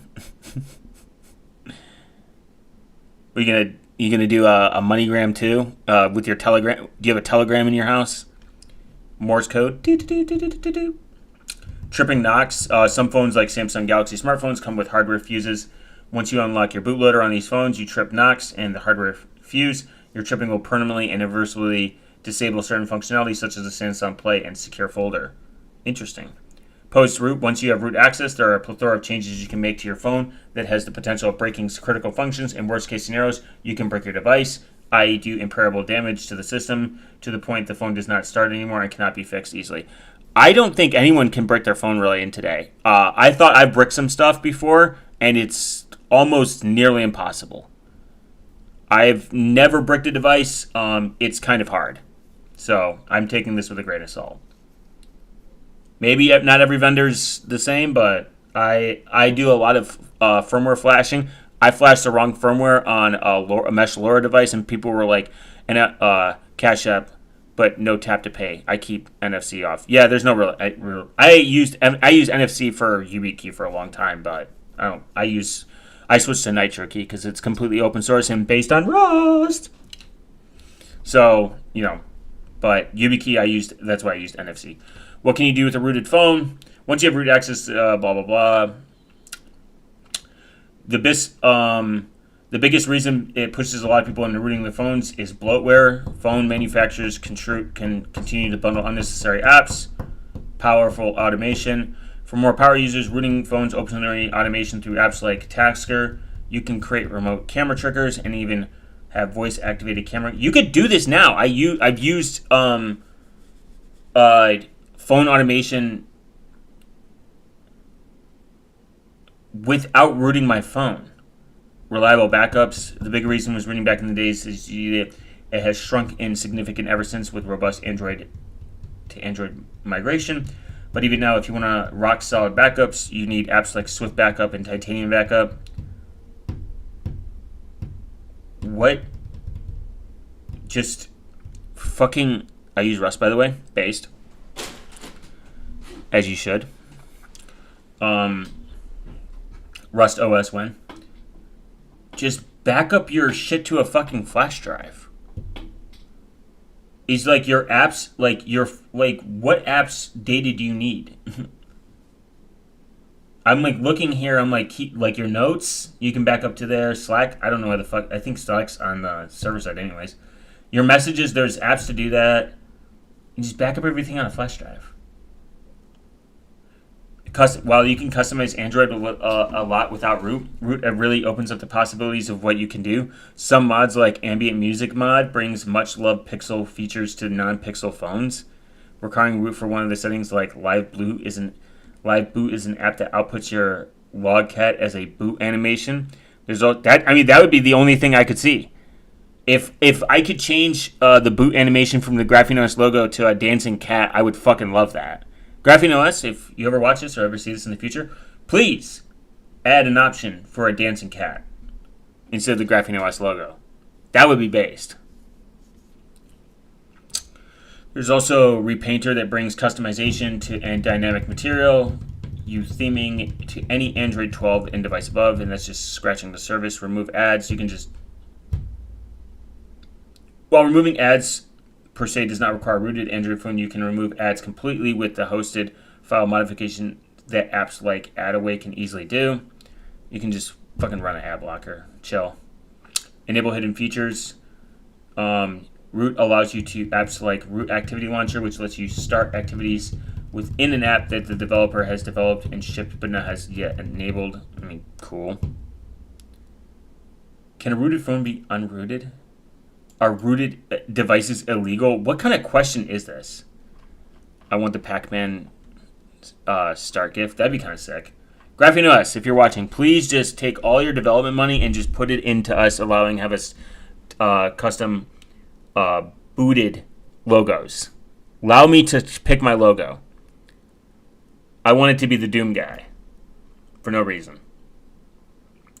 So now that we understand what a rooted device is, and why people that own iPhones shouldn't talk about GrapheneOS, we're going to look at a quick comparison of essentially what it is. This isn't to bash Apple on the security aspect. I think Apple does care about security, and I think they do a good job at it. And they have good intentions with security. Privacy, I don't think so. I'm skeptical, as I would say. Tinfoil-hatted. Comment below what your favorite brand of tinfoil is. Is there other brands than Reynolds? Reynolds Wrap? Isn't that the only tinfoil option out there? So, we care about freedom here and not proprietary software, error tags, or colored text because we're not out of touch and gay. GrapheneOS. Freedom, free and open source, deblobbed, can install apps. Yes, yes, yes. Yes, yes, yes, yes. Yes, minimal, yes. Yes, minimal, yes. Yes, yes, yes, no, no. Very simple. Major features: network control for apps, direct and indirect access, private DNS settings, apps, opt-in with server choice. Yes, seed vault. Seed vault should be aluminium. Ah, you're British, eh? Google Play compatibility. No. Blocked by Google. No. Blocked by Google. No. Blocked by Google. All blocked by Google. Android compatibility. Yes. Sandboxed. Yes. Seedvault.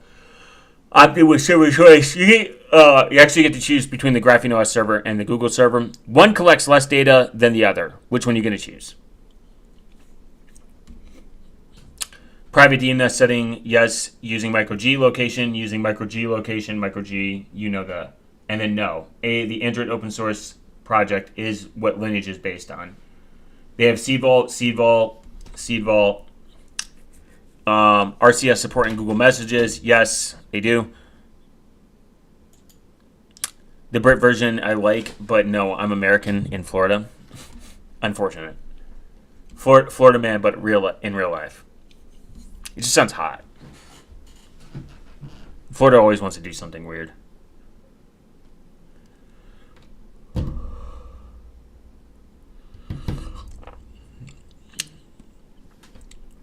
Okay. Easy end-to-end encrypted phone backups. Yes. Seed Vault. Okay. Factory reset protection for stolen devices. No. No. Yes, but requires Google services. There is an app you can get for that, but that's fine. Duress Pen to wipe the device? Yes. No. The Duress Pen is great. I have the Duress Pen enabled. It's a great feature. Just don't get too drunk and forget that that's the pen that you used and accidentally put it in. Parental controls? No. Yes. Which is kind of weird. No, yes, see here, no. Yes, but requires Google Play services. Call recording, yes, only selected regions. Notifications forward from other user profile, which you can do. You can set up notifications to be sent to you from other profiles. Hardware-based attestation API support, yes, no of the rest. Charging limit 80%, supported on devices, yes, pretty much all do it. Pixel only, voice over LTE, voice NR, 5G, which is the secure version, I think, of 5G, and then voice Wi-Fi. I have to wipe the password set too. Yeah, as you should. I think it's just a good feature to have, but just remember not to make it a pin that you accidentally put in. So provide a network-based location, none default GrapheneOS, Apple or Google ECU without data sharing, de-Googling connections to Google EUCC without data sharing. eSIM activation, provided SUPL for Assistant GNSNet. Essentially, Google pre-installed, OpenECC, most devices, Google EUICC, pre-installed. Seems like it's pretty much by default. GrapheneOS default, standard or none. DNS connectivity check, GrapheneOS default, Google or none. So that's when people think that like GrapheneOS has all of these fucking like Google features installed at first. No, they don't. They just send it to GrapheneOS servers, or you can just pick none. If you're that worried and you don't want GrapheneOS to have this, you pick none. You remove all of it. I like the white password. I do too. I used to run an app to do it. It was a secondary app. Now it's native, and this is where I do like it's native because I don't need another app to have this kind of permission. It's great. I think there are certain cool things that I like to have on separate apps, and there's other things where I'm like, this is great that it's native. GrapheneOS default or none. Graphis default, OS default or none. Graphis default or Google. Hardware agitation provision, DRM, Widevine provisioning. Google Play services. GMS Compact Sandbox Google Play, Micro G. Runs in standard app sandbox. Yes, no. None by default. It's possible to install Micro G manually. Lineage OS supports significant spooling for Micro G since 2024. Alternatively, there are ROMs with Micro G pre-installed or where can add Google apps during the installation. Just don't install Google apps, guys. Quit doing all these extra steps. Privacy storage scope, yes, no on everyone else. Pretty much per app's sensor controls, per app connection, DHCP state flushing. It flushes out like your pretty much like your IP address. I believe like it flushes out like any identifying. It's why it's more private hardware. MAC address randomization. IMSI or phone number sent per connection. No. Qualcomm extra user agent sent. No. Partially Qualcomm for chips. Closed VPN leaks. Partially. When block connections without VPN is enabled. Close device identifier leaks. Yeah. Metadata stripping screenshots. Can auto disable NFC if unused? No. Can disable USB charging. This is one of the best parts of it. You can disable the USB charging from the Pogo pins data, meaning that nothing's going in or out. Fallback DNS servers, DNSSEC, yes. Secure TLS for SUPL, yes. No, yes. iOS. I keep the rotation sensors off. It can be used like a mic. Yeah, but your microphone, this is like kind of controversial, and I get into, I guess, like arguments with people about this. You don't really need your microphone listening to you to collect all the data. It's just apps do it already. It's so efficient now. It's wouldn't even be possible. Also, you're aware when your microphone goes into listening mode, Android notifies you. If you're that worried, just shut off your microphone. It's the same thing. Apps can't define Android policies that are put into place. Hence why you can't go onto an app and it connect to the network when you turn off network when you block it on the firewall level. It's not going to be able to violate it. If it does, that means your phone's compromised. If it's compromised, then it doesn't really matter. Your best thing to do is just turn off your microphone. That's it. That's all you got to do. You don't need to do anything else. You could remove the sensors too. That's not a bad idea, but you don't need to do all these extra steps. Just turn off the microphone. Auto reboot timer, that's the base. Yes, but no before unlock. Before first unlock state. No. Advanced protection mode state. Updates, security patching is no comparison. They get the fastest updates in security patches.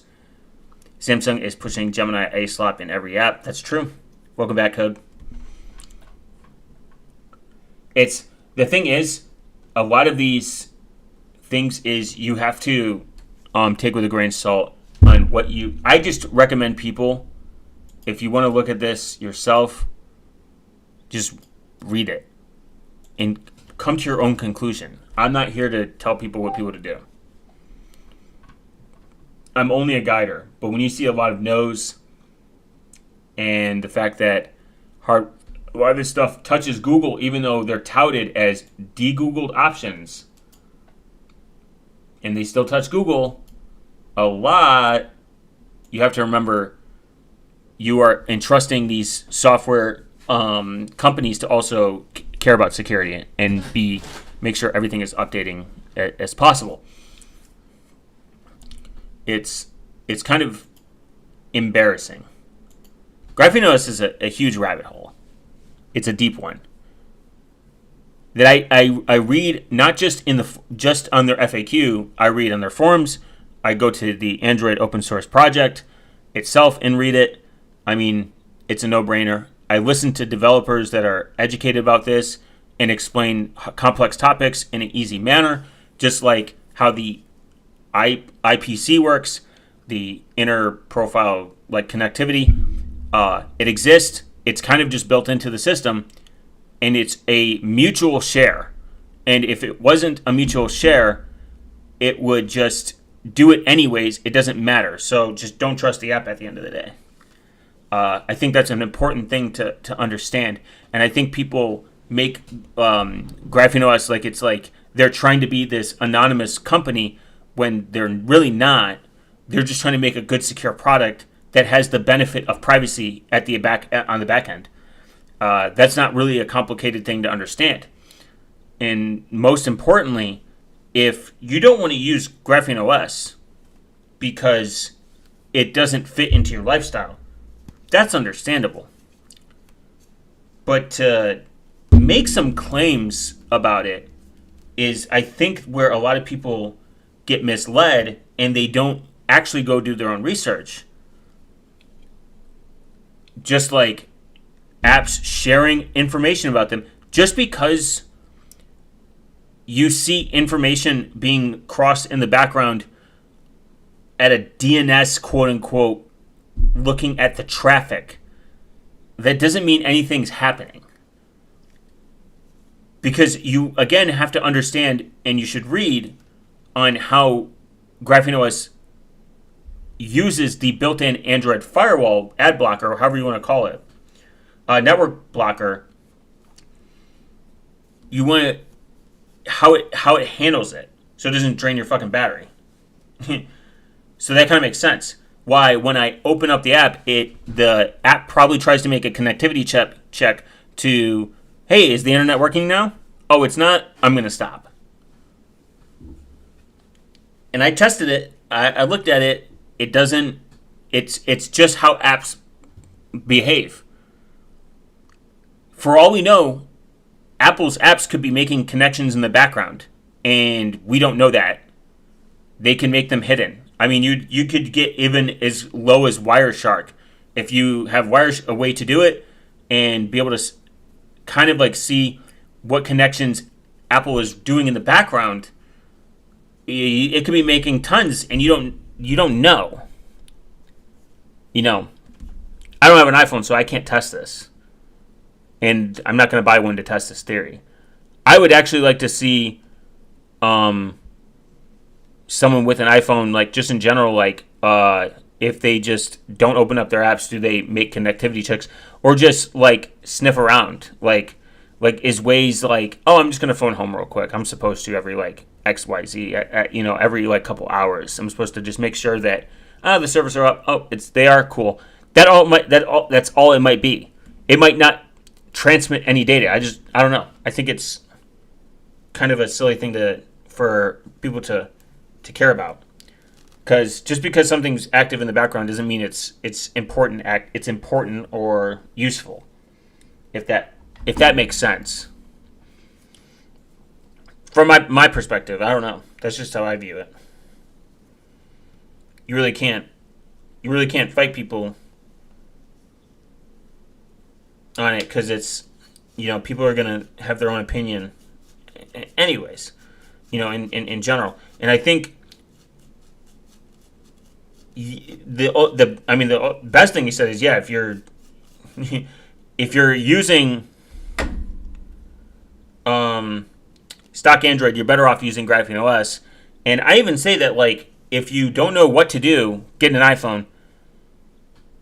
It's better than running an insecure version of Android that gets an update like 2 updates and then it's done, and you wasted your money and time. You're better off just getting like an inexpensive iPhone that has some security updates already planned, implemented, and set. That's it. I mean, that'd be the farthest advice I'd give. Do I pick this $150 Motorola that gets like 2-year updates? Or do I pick an iPhone I spend the same amount of money on, and it's got 3-year updates and it's got a little bit better security? Obviously pick the iPhone, unfortunately. But in most cases, if you can, just get a Pixel and get GrapheneOS. I think that it's a no-brainer choice. I mean, I could do like maybe another because I now have like the space to do it and like the gear. I could do like setting up GrapheneOS for the first time again, just to see the improvements it has and the different options it has. I have a spare Pixel device I can install it on. It's just sad because I think when videos like this that get a lot. Luckily, the comments were calling them out because there are definitely more than 5 videos about GrapheneOS out there, and I think it's someone said that podcast equipment's too cheap now. I think studio equipment is too cheap now. We should get a license for everyone. We should require mandatory license and background checks to be able to start a YouTube channel. I'm joking, but you know what I mean. I'm gonna order the Pixel 10 or 9. Gonna move from Pixel 7. I had someone I knew who had the Pixel 7. Atrocious, terrible experience. The hardware on that is terrible. I'm talking about they just awful experience with it. Not with GrapheneOS, but just with that specific model. I think you should probably I would say go with the 9. You're not going to see a difference, personally. And if you can get it cheap, like a couple $100 cheaper, I'd go with the 9 because it still gets 7 years of updates. You're only missing a year. Not that big of a deal, in my opinion. I wouldn't go for like an 8 or anything at this point. I'd go with actually, you'd be better off going with a 9A if you don't care about the size. If you do not care about the size, 9A is where it's at. It's probably their best one they made. They did not fumble this time. Somehow on the cheaper one they gave it had a better outcome. No camera bump, very chill, very small and sleek. But if you care about size, then yeah, just get the fucking 9. You're not going to see a difference. I have the 10. And it wasn't really that impressive. I think that I was going to wait for the 10 because they said they were going to get hardware memory tagging or something natively built into it, the system on the SoC, but I don't think they did. I think that's being pushed into end of 2026. I think they missed their deadline, if I'm not mistaken. But if I am, someone correct me in the comments below.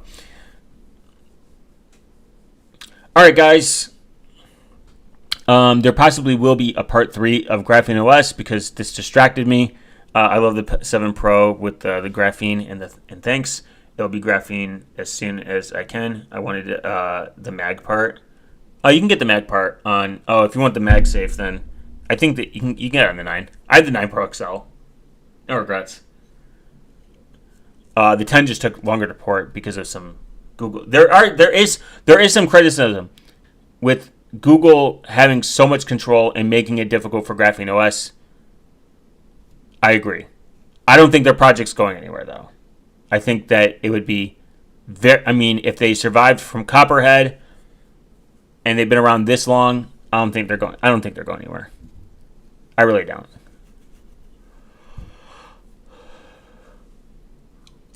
That's my personal opinion, but my opinion, Apple can go fucking bankrupt tomorrow. I don't think they're going anywhere different than Apple.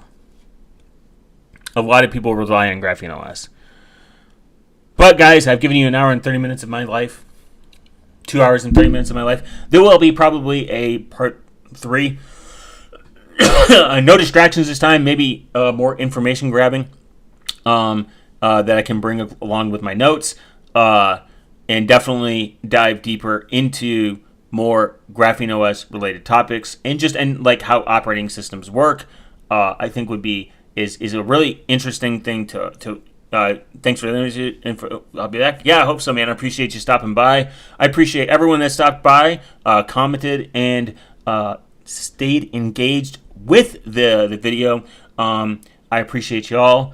Don't forget to feed your pet goldfish. If you don't, you're going to have a bad 2039. I can promise that. And remember to water your grass. If you don't, you're also going to have a bad day. I appreciate y'all. Remember to feed your and walk your snake.